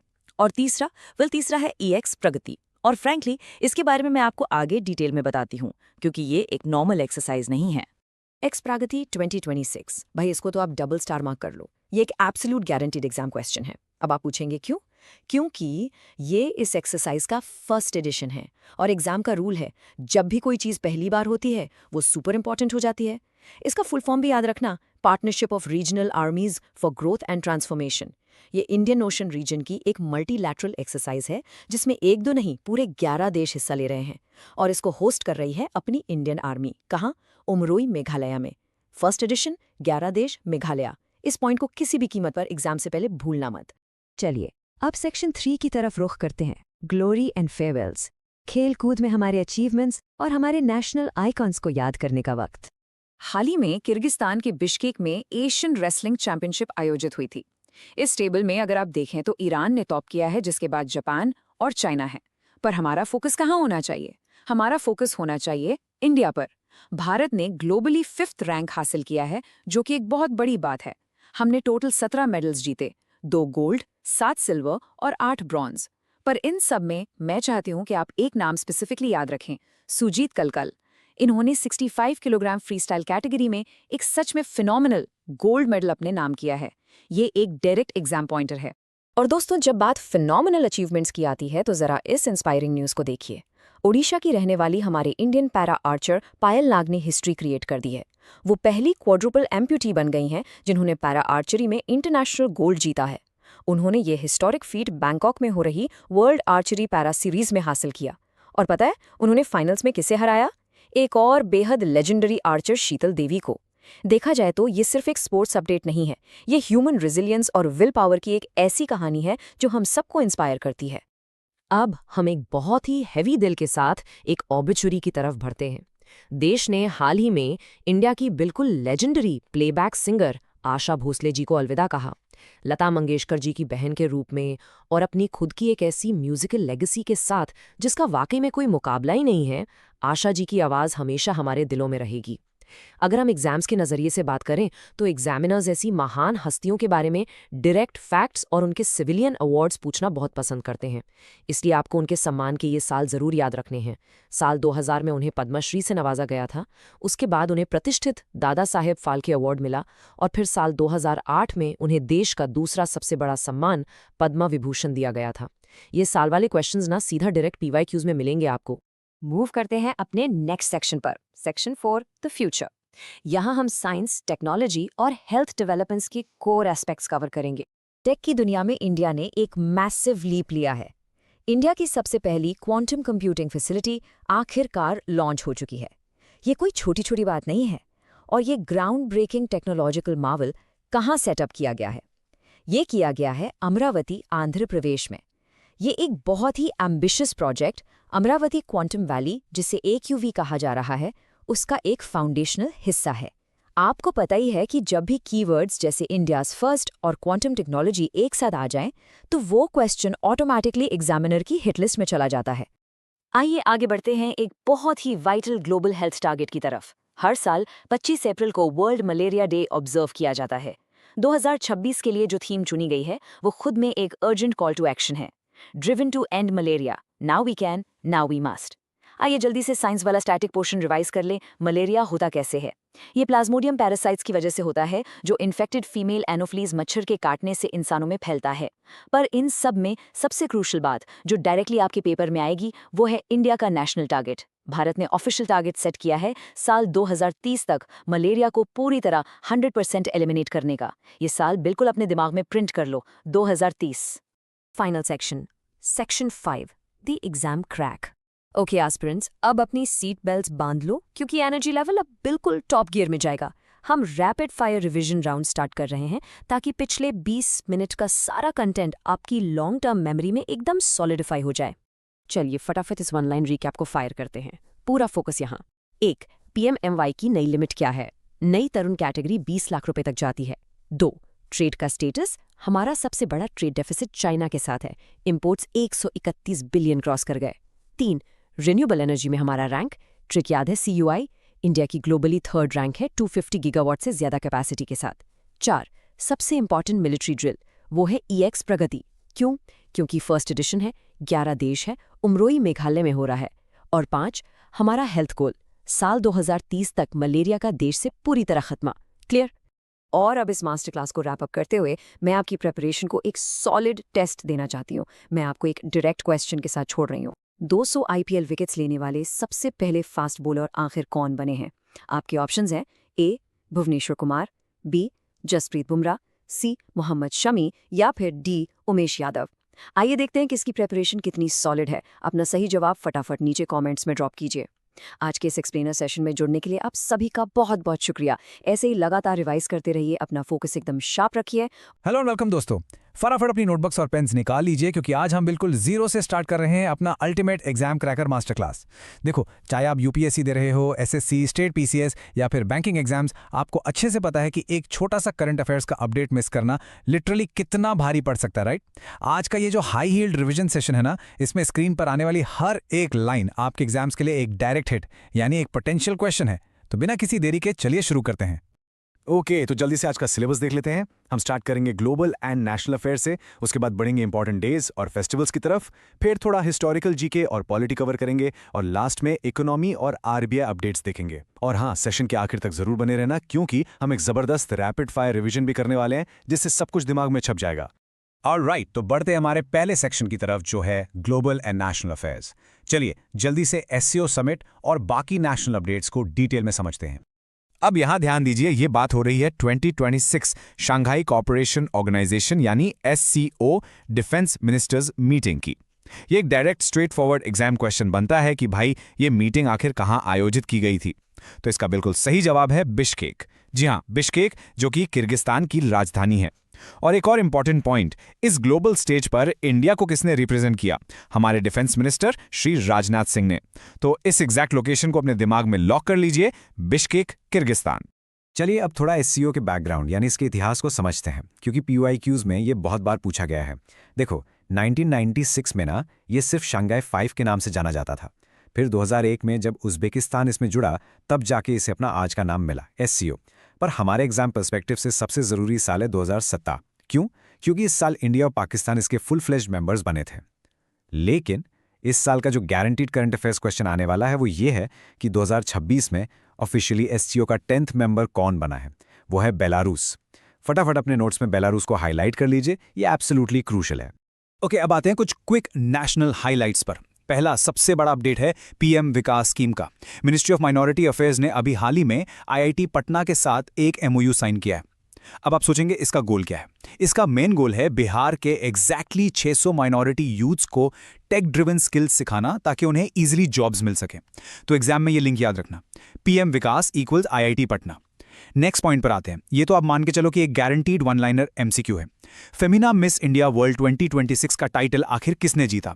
ये जीता है गोवा की साध्वी सतीश साहिल ने। ये नाम बिल्कुल मत भूलना। चलिए अब शिफ्ट करते हैं हमारे अगले सेक्शन पर, इंपॉर्टेंट डेज एंड फेस्टिवल्स। इसमें हम आर्ट, कल्चर और कुछ बड़े माइलस्टोन्स कवर करेंगे जो पीसीएस एग्जाम्स के हॉट फेवरेट्स होते हैं। अब जो डेटा आप देख रहे हैं ये आर्ट और कल्चर सेक्शन के लिए लिटरली एक गोल्ड माइन है। ध्यान से सुनिए, असम में 3 अलग अलग तरह के बिहू मनाए जाते हैं। अब इनको याद रखने का एक सुपर ट्रिक बताता हूं।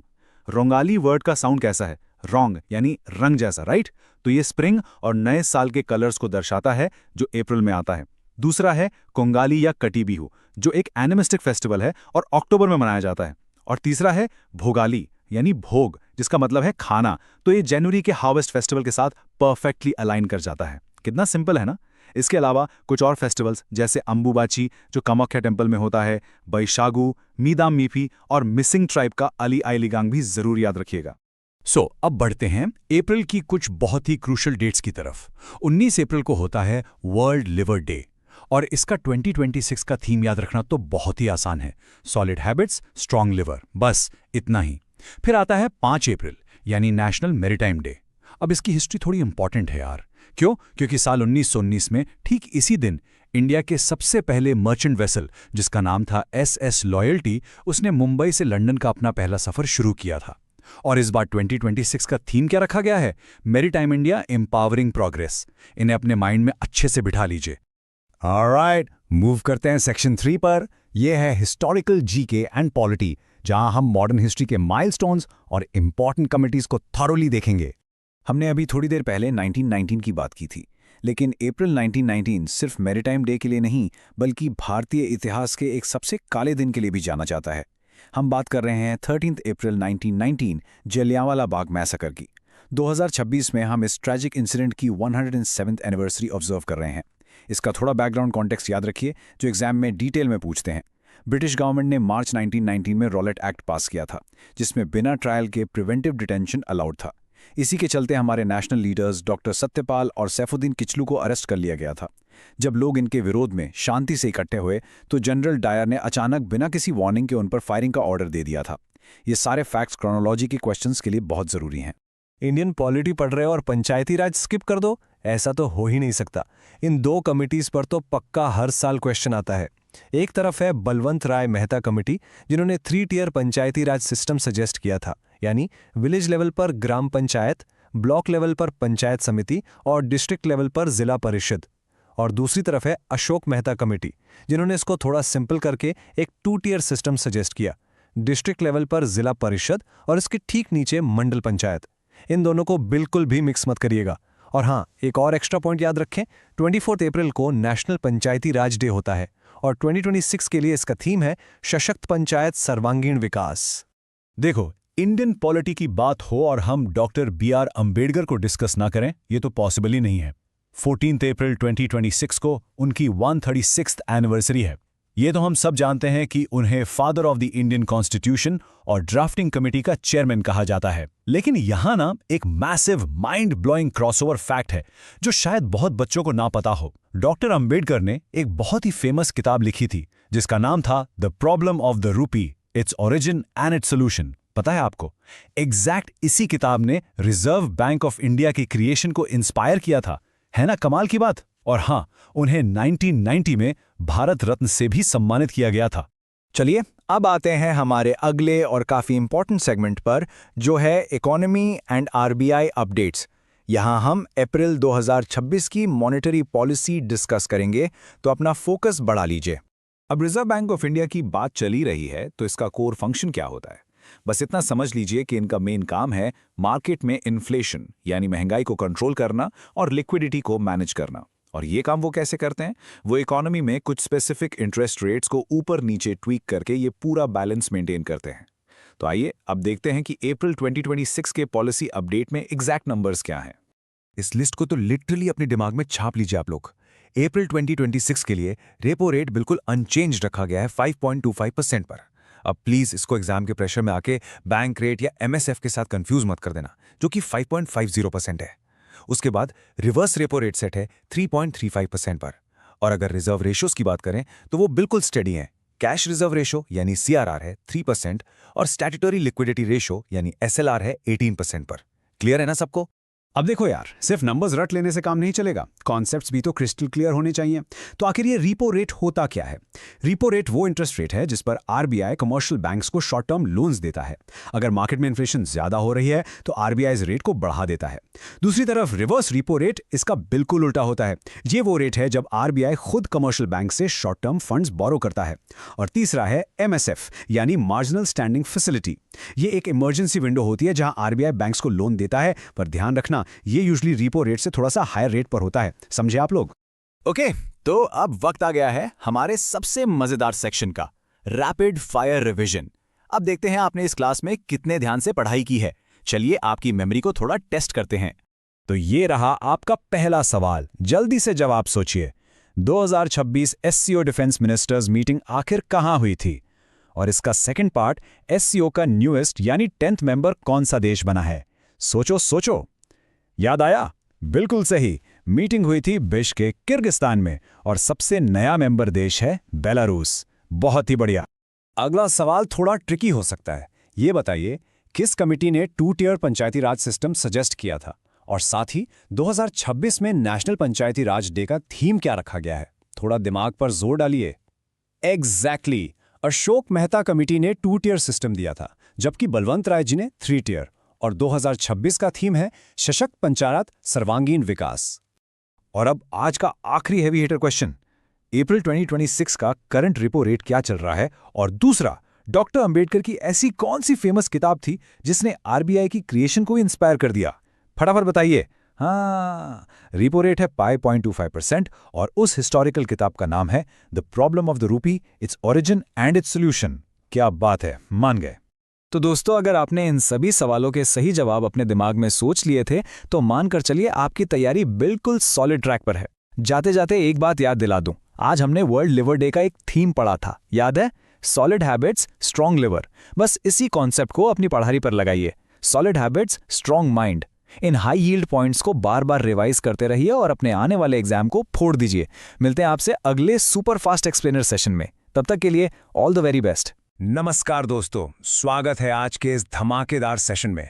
भाई, अगर आप किसी भी कॉम्पिटिटिव एग्जाम की तैयारी कर रहे हैं ना, तो समझ लीजिए आप बिल्कुल सही जगह पर आए हैं। आज का ये विश्लेषण कोई नॉर्मल बोरिंग लेक्चर नहीं होने वाला है, बल्कि ये एक proper rapid fire master class है। यहाँ हम टॉप जनरल नॉलेज और करंट अफेयर्स के सवालों को पूरी तरह से डिकोड करेंगे। और हाँ, मैं यहाँ से फैक्ट्स रीड करने नहीं आया हूँ। मेरा एम है इन सारे कॉन्सेप्ट्स को आपके दिमाग में हमेशा के लिए लॉक कर देना।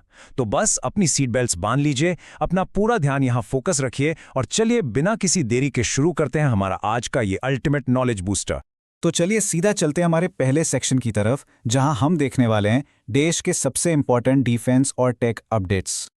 ऑलराइट, आपकी स्क्रीन पर रहा पहला सवाल और इसको बिल्कुल वैसे ही ट्रीट कीजिए जैसे आपके एग्जाम पेपर में आता है। सवाल है, किस कंपनी ने इंडियन कोस्ट गार्ड को ALH Mk3 हेलीकॉप्टर सौंपे हैं? ऑप्शंस ध्यान से देखिए, BEL, DRDO, HAL या BEML। अब थोड़ा दिमाग के घोड़े दौड़ाइए। देखिए, डिफेंस मैन्युफैक्चरिंग की बात हो रही है और हेलीकॉप्टर्स का जिक्र है।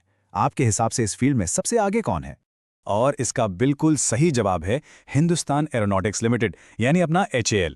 स्क्रीन पर जो हेलीकॉप्टर की तस्वीर है ना, उसे अपने दिमाग में बिल्कुल छाप लीजिए। जब भी आप ALH MK3 और कोस्ट गार्ड का नाम एक साथ सुने तो आपको तुरंत HAL याद आना चाहिए। HAL एक्चुअली भारत की इंडिजिनस एरोस्पेस मैन्युफैक्चरिंग की रीढ़ की हड्डी है और ये हेलीकॉप्टर्स हमारी कोस्टल सिक्योरिटी को और मजबूत बनाने के लिए बहुत ही अहम माने जा रहे हैं। तो एक छोटी सी विजुअल मेमोरी ट्रिक याद रखिए, व्हाइट एंड ब्लू हेलीकॉप्टर देखा मतलब आंसर HAL है।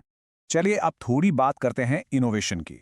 Union minister doctor Jitendra Singh ने हाल ही में बायरैक बायोनेस्ट इंक्यूबेशन सेंटर का उद्घाटन किया है। अब एग्जाम के पॉइंट ऑफ व्यू से दो चीजें सबसे इंपॉर्टेंट है। पहला, ये कहाँ है?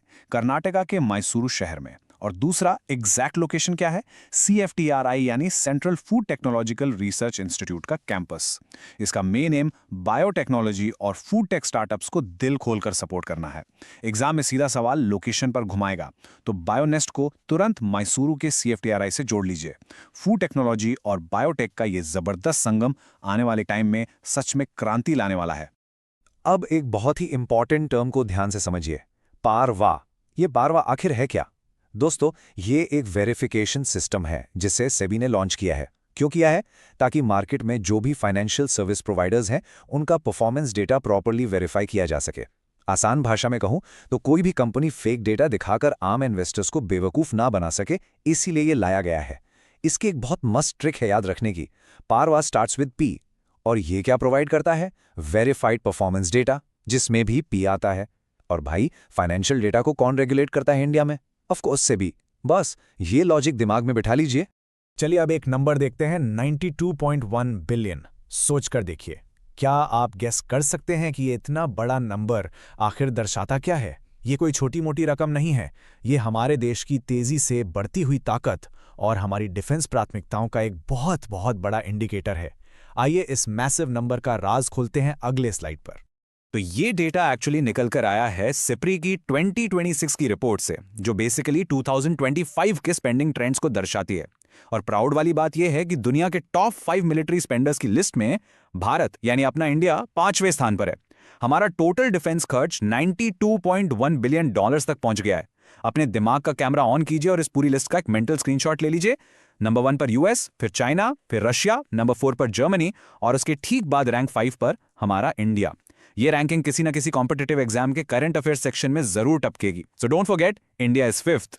आगे बढ़ते हैं हमारे दूसरे सेक्शन की तरफ, जहां हम इकोनॉमी, ग्लोबल रिसोर्सेज और स्पोर्ट्स पर फोकस करेंगे। लिथियम। आप सबको पता होगा, आजकल लिथियम को व्हाइट गोल्ड कहा जाता है। क्यों? क्योंकि हमारी और आपकी जो इलेक्ट्रिक व्हीकल्स की बैटरीज हैं वो इसी से तो बनती हैं। अब यहां बात हो रही है कैलिबर प्रोजेक्ट की। ये यूरोप का सबसे पहला फुल्ली इंटीग्रेटेड लिथियम प्रोजेक्ट है। अब एग्जामिनर पूछेगा कि ये कहां शुरू किया गया है? जवाब है फिनलैंड के कोकोला के पास। देखिए, एग्जाम में आपको ऑप्शन में स्वीडन, नॉर्वे, जर्मनी देकर बहुत कंफ्यूज किया जाएगा, पर आपको अपना मार्का फिक्स रखना है। Calibre equals Finland. Global resource game में ये एक बहुत बड़ा अपडेट है, इसको बिल्कुल मिस मत कीजिए। अब थोड़ा फोकस शिफ्ट करते हैं स्पोर्ट्स की तरफ। ये एक ऐसी ट्रिविया है जो हार्डकोर फुटबॉल फैंस के लिए बनाई गई है। सवाल है, IIFF एलीट यूथ लीग 2025-26 का खिताब किस टीम ने जीता? आपके सामने ऑप्शंस हैं मोहन बागान, पंजाब FC गोवा या केरला ब्लास्टर्स। मैं चाहता हूं कि आप अपनी मेमोरी को थोड़ा टेस्ट करें यहां पर। इसका जवाब मुझे जल्दी से कमेंट्स में लिखकर बताएं। देखते हैं कितने लोग सच में स्पोर्ट्स करंट अफेयर्स को क्लोजली और डीपली फॉलो कर रहे हैं। इस क्लास के खत्म होने के बाद इसका एग्जैक्ट रिजल्ट जरूर चेक कीजिएगा, ये आपके लिए एक बढ़िया होमवर्क है। खेती और एग्रीकल्चर सेक्टर से जुड़ी एक बहुत नायाब खबर आई है। हमारी नॉर्मल ट्रेडिशनल फार्मिंग से हटकर भारत का पहला बासमती ऑर्गेनिक डेमो फार्म खोला गया है। इसे किसने एस्टैब्लिश किया है? AP ने। और लोकेशन क्या है? उत्तर प्रदेश का पीलीभीत जिला। देखिए, पीलीभीत का नाम अपने दिमाग में प्रिंट कर लीजिए। चाहे यूपी के स्टेट एग्जाम्स हों या फिर नेशनल लेवल एग्जाम्स, जब भी पूछा जाए India's first basmati organic demo farm, तो आपका आंसर सीधा पीलीभीत पर ही जाना चाहिए। ये स्टेप ऑर्गेनिक खेती और हमारे बासमती राइस एक्सपोर्ट्स को दुनिया भर में प्रमोट करने के लिए एक एब्सोल्यूट गेम चेंजर होने वाला है। चलिए अब एंट्री लेते हैं अपने तीसरे सेक्शन में, ग्लोबल हेल्थ और चैंपियनशिप्स। स्क्रीन पर ध्यान दीजिए, कॉटम बेबी, ये आखिर क्या बला है? तो दोस्तों, ये दुनिया की पहली ऐसी मलेरिया की दवाई है जो खास तौर पर नवजात शिशुओं यानी छोटे इन्फेंट्स के लिए बनाई गई है। इसे स्पेसिफिकली किस ग्लोबल ऑर्गेनाइजेशन ने अप्रूव किया है? द वर्ल्ड हेल्थ ऑर्गेनाइजेशन यानी कि WHO। अब देखिए, साइंस और हेल्थ के एमसीक्यू सेक्शंस में एग्जामिनर आजकल थोड़ा डीप जाते हैं, तो वो आपको इस दवाई का जेनेरिक नाम भी ऑप्शन में दे सकते हैं। तो ध्यान रखिए, इसका नाम है आर्टिमीथर लुमीफेंट्रीन। ये शब्द पढ़ने में थोड़ा लंबा और मुश्किल लग रहा है ना, इसे तोड़कर पढ़िए, आर्टिमीथर और लुमीफेंट्रीन। एक दो बार बोलेंगे तो ऑटोमेटिकली याद हो जाएगा। WHO का ये कदम छोटे बच्चों को मलेरिया से बचाने की दिशा में सच में ऐतिहासिक है। और यहां देखिए हमारे युवा खिलाड़ियों का असर। बात हो रही है ISSF जूनियर वर्ल्ड कप 2026 की। पहला इंपॉर्टेंट पॉइंट, ये इवेंट आयोजित कहां हुआ था? कायरो, इजिप्ट में। दूसरा और हमारे लिए सबसे प्राउड मोमेंट क्या है? मेडल टेबल में टॉप किसने किया? हमारे प्यारे भारत ने। We secured the number 1 rank. अब एग्जाम का पेपर यहां थोड़ा ट्रिकी हो सकता है। टोटल मेडल्स कितने जीते हमने? 16। लेकिन उनका एग्जैक्ट ब्रेकडाउन क्या है? 5 गोल्ड, 6 सिल्वर और 5 ब्रॉन्ज। इसे याद रखना बहुत आसान है दोस्तों। Just remember 565। ये छोटे छोटे नंबर्स और डिटेल्स ही आपको बाकी कैंडिडेट से एक कदम आगे रखेंगे। अब सारे क्रिकेट फैंस एक बार इधर ध्यान दें, किंग कोहली का नया रिकॉर्ड देखिए। विराट कोहली IPL के इतिहास में पहले ऐसे खिलाड़ी बन गए हैं जिन्होंने 800 बाउंड्रीज लगाने का बहुत ही अनोखा रिकॉर्ड अपने नाम किया है।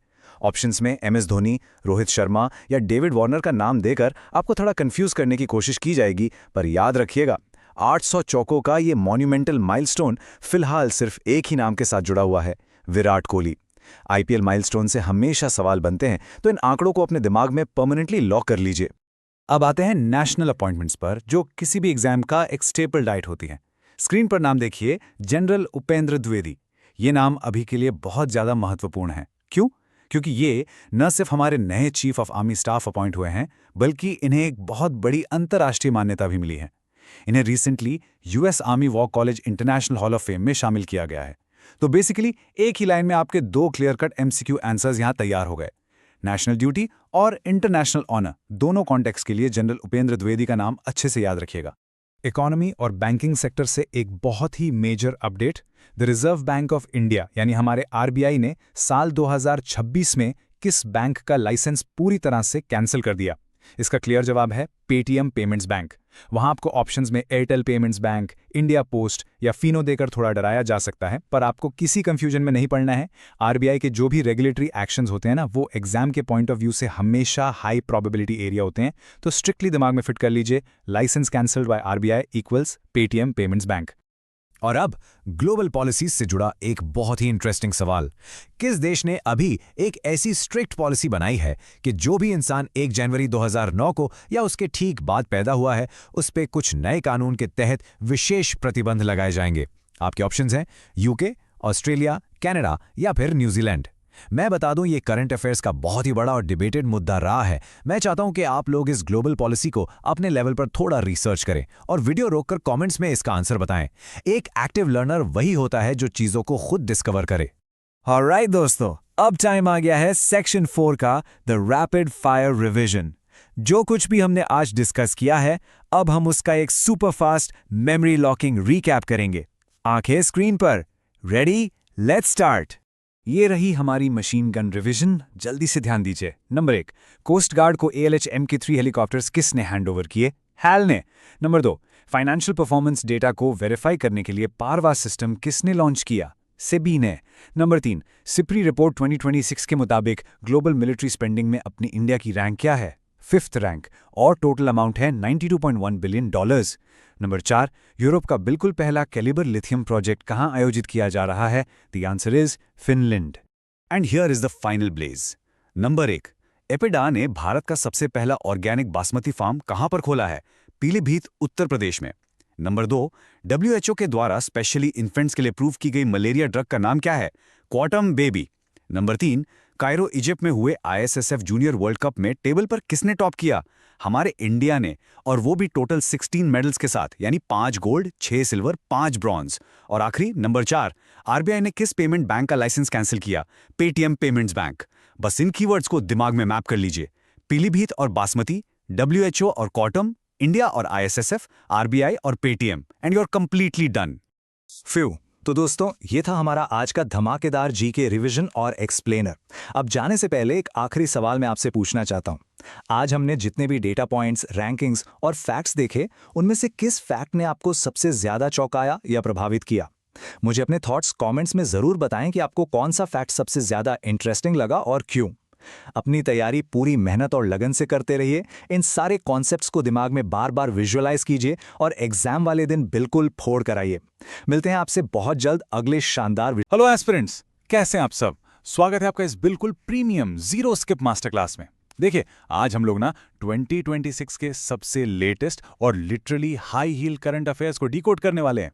अगर आप अपने अपकमिंग एग्जाम्स के लिए सीरियस हैं तो प्लीज अपना पेन और नोटबुक निकाल लीजिए, क्योंकि ये मास्टर क्लास आपके मार्क्स सॉलिड बूस्ट करने वाली है। तो चलिए बिना किसी देरी के शुरू करते हैं। फटाफट से आज का एजेंडा देख लेते हैं। हम कवर करेंगे ग्लोबल समिट्स, उसके बाद साइंस, सिक्योरिटी एंड टेक्नोलॉजी, फिर स्टेट स्कीम्स एंड स्पोर्ट्स, उसके बाद स्टार्टअप्स एंड इंटरनेशनल अफेयर्स, और हाँ, एंड में हमारा स्पेशल रैपिड फायर रिवीजन। तो आते हैं अपने पहले सेक्शन पर। Section 1, global summits and events, analysing international gatherings. Okay, तो पहला सवाल आपकी स्क्रीन पर ये रहा। 9th इंडियन ओशन कॉन्फ्रेंस 2026 किस देश में आयोजित किया गया था? ऑप्शंस हैं ए श्रीलंका, बी मॉरिशस, सी मालदीव्स या फिर डी इंडोनेशिया। अब थोड़ा सा दिमाग लगाइए और अपना आंसर ना जल्दी से मेंटली मार्क कर लीजिए। देखिए, इस तरह के direct location based questions exams में आते ही आते हैं और ये आपको लिटरली 1 सेकंड में मार्क्स दिला सकते हैं। और अगर आपने ऑप्शन बी सोचा था तो आप बिल्कुल सही हैं। आंसर है मॉरिशस। वेन्यू नोट कर लीजिए, पोर्ट लुइस, मॉरिशस। लेकिन सुनिए, सिर्फ वेन्यू से काम नहीं चलेगा, इसकी थीम भी उतनी ही क्रूशियल है। थीम थी collective stewardship for Indian ocean governance. एक और बहुत इंपॉर्टेंट पॉइंट, एग्जाम में डायरेक्ट पूछेंगे कि इसमें इंडिया को किसने रिप्रेजेंट किया, तो याद रखना है हमारे external affairs minister doctor S Jaishankar ने इसमें हिस्सा लिया था। ये क्वेश्चन डायरेक्टली PYQ बनने के पूरे चांसेस रखता है। अभी मैं आपको 2 और डायरेक्ट क्वेश्चंस दे रहा हूं, इन्हें अपने नोट्स में जरूर हाईलाइट कर लीजिए। पहला है, वन हेल्थ समिट 2026 किस सिटी में आयोजित किया गया? ऑप्शंस हैं पेरिस, जिनीवा, लियोन या ब्रसल्स। और दूसरा, इंडिया का 95th चेस ग्रैंड मास्टर कौन बना? प्रणव आनंद, अरुणिया घोष, निहाल सारिन या आर प्रज्ञानंदा। ये दोनों आपके रिवीजन प्रैक्टिस के लिए एज अ होमवर्क हैं। ऐसे ही एग्जैक्ट फॉर्मेट में क्वेश्चंस पेपर में आपको देखने को मिलेंगे। Alright, moving on to Section 2, Science, Security and Technology, जिसमें हम breakthroughs और डिफेंस की बात करेंगे। अब इस क्वेश्चन को थोड़ा ध्यान से पढ़िए। फर्स्ट, COE यानी centre of excellence on plant cell fermentation technology कहाँ एस्टैब्लिश किया गया है? IIT Madras, IIT Bombay, IIT Patna या IIT गुवाहाटी। देखिए दोस्तों, एक छोटा सा रूल याद रखिए। कॉम्पिटिटिव एग्जाम्स में जहां भी फर्स्ट इन इंडिया लग जाए ना, वो क्वेश्चन ऑटोमेटिकली VIP बन जाता है। तो इसका एब्सोल्युटली करेक्ट आंसर है IIT मद्रास। स्पेसिफिकली बात करें तो इसे IIT मद्रास रिसर्च पार्क में एस्टैब्लिश किया गया है। अब आप पूछेंगे इसका एग्जाम रेलेवेंस क्या है? तो भाई, प्लांट सेल फर्मेंटेशन एक बहुत ही एडवांस्ड टेक्नोलॉजी है और साइंस एंड टेक सिलेबस के हिसाब से ये एक मेजर करंट अफेयर है। इसे अभी के अभी स्टार मार्क कर लीजिए अपनी नोटबुक में। चलिए अब आते हैं एक डबल हेडर क्वेश्चन पर, जो स्ट्रिक्टली इंटरनल सिक्योरिटी और AI टेक पर बेस्ड है। पहला अपडेट, 2026 में communist party of India Maoist के 42 कैडरेस के सरेंडर के बाद किस स्टेट को पूरी तरह से नक्सल फ्री घोषित कर दिया गया? और दूसरा सवाल, किस स्टेट की पुलिस नैरेट AI लॉन्च करने वाली इंडिया की पहली पुलिस बन गई हैं? ये दोनों ही अपडेट्स ना अपने आप में बहुत बड़े लैंडमार्क्स हैं। चलिए इसका एक डीप ब्रेकडाउन करते हैं। नक्सल फ्री स्टेट के ऑप्शंस आपके पास हैं छत्तीसगढ़, झारखंड, तेलंगाना या ओडिशा। तो 42 कैडर्स ने एक साथ सरेंडर किया है, जो इंटरनल सिक्योरिटी के मामले में एक मैसिव सक्सेस है। दूसरी तरफ नैरेट AI, इसके ऑप्शंस हैं महाराष्ट्र, गुजरात, दिल्ली और कर्नाटका। पर यहां सबसे बड़ी गेम चेंजर चीज क्या है पता है? नैरेट का फुल फॉर्म यह है narcotics analysis and rag based investigation tool. Rag यहां पर रिट्रीवल ऑगमेंटेड जनरेशन के लिए है। एक्रोनिम्स एग्जाम्स में हमेशा पूछे जाते हैं, इसलिए NARIT का फुल फॉर्म दिमाग में छाप लीजिए। नारकोटिक्स रिलेटेड केसेस को सॉल्व करने में यह टूल एकदम रेवोल्यूशन लाने वाला है। आगे बढ़ते हैं, section 3, state schemes and sports, empowering youth. अब ये वाला क्वेश्चन देखिए, ये सीधा आपसे जुड़ा हुआ है। किस स्टेट ने UPSC एस्पिरेंट्स के लिए CM इंस्पायर स्कीम शुरू की है? मेघालय, असम, सिक्किम या नागालैंड? क्योंकि ये डायरेक्टली हमारी एस्पिरेंट कम्युनिटी को अफेक्ट करता है, तो चलिए इसका डिटेल ब्रेकडाउन समझते हैं। तो इस स्कीम का मेन एम क्या है? UPSC स्टूडेंट्स को स्ट्रिक्टली फाइनेंशियल सपोर्ट प्रोवाइड करना। अब यहाँ इन एग्जैक्ट नंबर्स को थोड़ा ध्यान से देखिएगा, क्योंकि स्टेट PCS एग्जाम्स में ना ऐसी ही डिटेल्स को घुमाकर पूछते हैं। अगर आप प्रीलिम्स क्लियर करते हैं तो 50,000 रुपीज़ का सपोर्ट मिलेगा। और सुनिए, अगर आप मेंस क्लियर कर लेते हैं तो डायरेक्टली 1 लाख रुपीज़ की फाइनेंशियल असिस्टेंस। ये डिजिट्स अपने माइंड में बिल्कुल लॉक कर लीजिए दोस्तों। प्रीलिम्स पर 50,000 और मेंस पर 1 लाख। अब अगर हम स्पोर्ट्स और ग्लोबल कोलैबोरेशन की बात करें तो हमारे पास एक बहुत बड़ी हिस्टोरिक जीत है। First Indian woman to win FIDE women's candidates tournament, और इसका सही जवाब है वैशाली रमेश बाबू। ये एक इंडियन चेस ग्रैंड मास्टर हैं और इनका ये टाइटल जीतना सच में एक बहुत बड़ा माइलस्टोन है। इसके साथ ही एक और इंटरेस्टिंग करंट अफेयर है, इंडिया और फ्रांस का कोलैबोरेशन। इसका मेन एम क्या है? सीधा सा एम है to promote inclusive education and para sports, यानी दिव्यांग खिलाड़ियों और इंक्लूसिव शिक्षा को बढ़ावा देना। ये दोनों ही पॉइंट्स एग्जाम में डायरेक्ट आ सकते हैं। ओके, नेक्स्ट है हमारा section 4 startups and international affairs, जहां हम ग्लोबल रैंकिंग्स देखेंगे। सवाल है कि स्टार्टअप इंडिया इनिशिएटिव के तहत किस स्टेट में सबसे ज्यादा रिकॉग्नाइज्ड स्टार्टअप्स हैं? ऑप्शंस हैं कर्नाटका, महाराष्ट्र, तमिलनाडु या गुजरात। सोचो सोचो। देखिए, जब भी इकोनॉमी और बिजनेस हब्स की बात आती है तब टॉप कंटेंडर्स हमेशा कौन होते हैं? और इसका बिल्कुल सही जवाब है महाराष्ट्र। रैंक 1 पर है महाराष्ट्र, जहां 38,660 से भी ज्यादा स्टार्टअप्स रिकॉग्नाइज्ड हैं। उसके बाद दूसरे नंबर पर आता है कर्नाटका और तीसरे पर है उत्तर प्रदेश। ये सीक्वेंस ना, महाराष्ट्र, कर्नाटका, यूपी, इसे एकदम रट लीजिए। साथ ही ग्लोबल कॉन्टेक्स्ट भी देख लीजिए, जिसमें Japan, United kingdom, India, Saudi Arabia, south Korea, Singapore और यूनाइटेड अरब एमिरेट्स जैसी इकोनॉमीज का जिक्र है। इंडिया ग्लोबल स्टार्टअप इकोसिस्टम में बहुत ही रैपिडली ग्रो कर रहा है। अब जियोपॉलिटिक्स का एक गारंटीड मार्क्स वाला सवाल ध्यान से सुनिए। 2026 में किस देश ने निज़ार आमेदी को अपने नए प्रेसिडेंट के रूप में चुना है? क्या वो इराक है, ईरान है, सीरिया या जॉर्डन? देखिए, मिडल ईस्टर्न अपॉइंटमेंट्स ना इंटरनेशनल अफेयर्स के पोर्शन में हमेशा एक हाई वेटेज कैरी करते हैं। और इसका करेक्ट आंसर है ऑप्शन ए, इराक। आप स्क्रीन पर इराक की स्ट्रेटेजिक पोजीशनिंग नोटिस कीजिए। ये सऊदी अरेबिया, ईरान और सीरिया से घिरा हुआ है। तो निज़ार आमेदी बन गए हैं यहाँ के नए प्रेसिडेंट। और बोनस फैक्ट क्या है? इराक की कैपिटल जो कि है baghdad, प्रेसिडेंट का नाम और कैपिटल, इन दोनों को एक साथ लिंक करके याद कीजिए। एग्जाम में मैच द फॉलोइंग फॉर्मेट में आने के बहुत हाई चांसेस हैं इसके। और अब वक्त है हमारे आखिरी और सबसे एक्साइटिंग पार्ट का, section 5 rapid fire revision, the master class Blitz. चलिए थोड़ी स्पीड बढ़ाते हैं। मेरे साथ साथ अपने दिमाग में आंसर्स फिल कीजिए। इंडियन ओशन कॉन्फ्रेंस 2026, वेन्यू क्या था? Port Louis, Mauritius. First centre of excellence for plant self fermentation कहां बना? आंसर है IIT Madras research park. Maximum recognised startups कहां पर है? महाराष्ट्र में, राइट? टोटल 38,660 से भी ज्यादा 5-day वुमेन्स कैंडिडेट्स टूर्नामेंट किसने जीता? वैशाली रमेश बाबू ने। और इराक के नए प्रेसिडेंट कौन बने? निज़ार इमादी। और कैपिटल क्या है? बगदाद। देखा कितनी जल्दी और स्मूथली हमने पूरा मटेरियल रिवाइज कर लिया। अब एग्जाम हॉल में प्रेशर के टाइम इनको याद रखने के लिए कुछ शॉर्टकट ट्रिक्स देखते हैं। Trick number 1, Mauritius marine. M से मॉरिशस और एम से मरीन, बस इससे आपको इंडियन ओशन कॉन्फ्रेंस याद आ जाएगा। Trick 2, inspire equals UPSC 1 lakh. ये फॉर्मूला याद रखना कि सीएम इंस्पायर में मेंस क्लियर करने पर सीधा 1 लाख मिलता है। और हाँ, एक्रोनिम अलर्ट को बिल्कुल मत भूलना दोस्तों। नारिद एआई माने narcotics analysis and rag based investigation tool. साथ ही सीपीआई माओइस्ट के 42 के एड्रेस का सरेंडर और फ्रांस के साथ पैरा स्पोर्ट्स का कोलैबोरेशन, ये सब आने वाले पेपर्स के लिए एकदम श्योर शॉर्ट क्वेश्चंस हैं। और इसी के साथ हमारी ये क्लास बिल्कुल सक्सेसफुली कंप्लीट होती है। आप सबने इस मास्टर क्लास का एक एक कॉन्सेप्ट बहुत ही अच्छे से डिकोड कर लिया है। आज हमने इंटरनल सिक्योरिटी से लेकर ग्लोबल जियोपॉलिटिक्स तक सब कुछ कवर किया। पर जाते जाते एक सवाल छोड़कर जा रहा हूं। जैसे जैसे इंडिया एआई और स्टार्टअप्स की फील्ड में रैपिडली आगे बढ़ रहा है, तो क्या आने वाले दशकों में हम दुनिया की ग्लोबल पॉलिसी को डिक्टेट करने वाले हैं? थोड़ा सोचिए इस बारे में। तब तक के लिए कीप रिवाइजिंग, कीप कॉन्करिंग। दोस्तों, स्वागत है आप सभी का आज के इस बहुत ही स्पेशल और highly detailed current affairs explainer में। देखिए, एग्जाम्स बिल्कुल सर पर है, राइट? तो आज हम उन सभी इंपॉर्टेंट क्वेश्चंस और अपडेट्स को डीपली कवर करेंगे जो आपके पेपर में डायरेक्ट हिट करने वाले हैं। हर एक कॉन्सेप्ट, हर एक छोटी डिटेल को हम ऐसे ब्रेक डाउन करेंगे कि आपकी तैयारी एकदम सॉलिड हो जाए। तो चलिए बिना किसी देरी के शुरू करते हैं। ये रहा आज का हमारा मास्टर रोड मैप। हमने सारे क्रूशियल अपडेट्स को 4 मेन थीम्स में डिवाइड किया है: इंफ्रास्ट्रक्चर, डिफेंस, सोशल इनिशिएटिव्स और इंपॉर्टेंट डेज। और हाँ, वीडियो के एंड में एक super fast rapid fire revision भी होगा, ताकि सारे फैक्ट्स आपके दिमाग में हमेशा के लिए लॉक हो जाएं। तो चलिए शुरू करते हैं हमारे पहले थीम से, जो है infrastructure and ecology updates.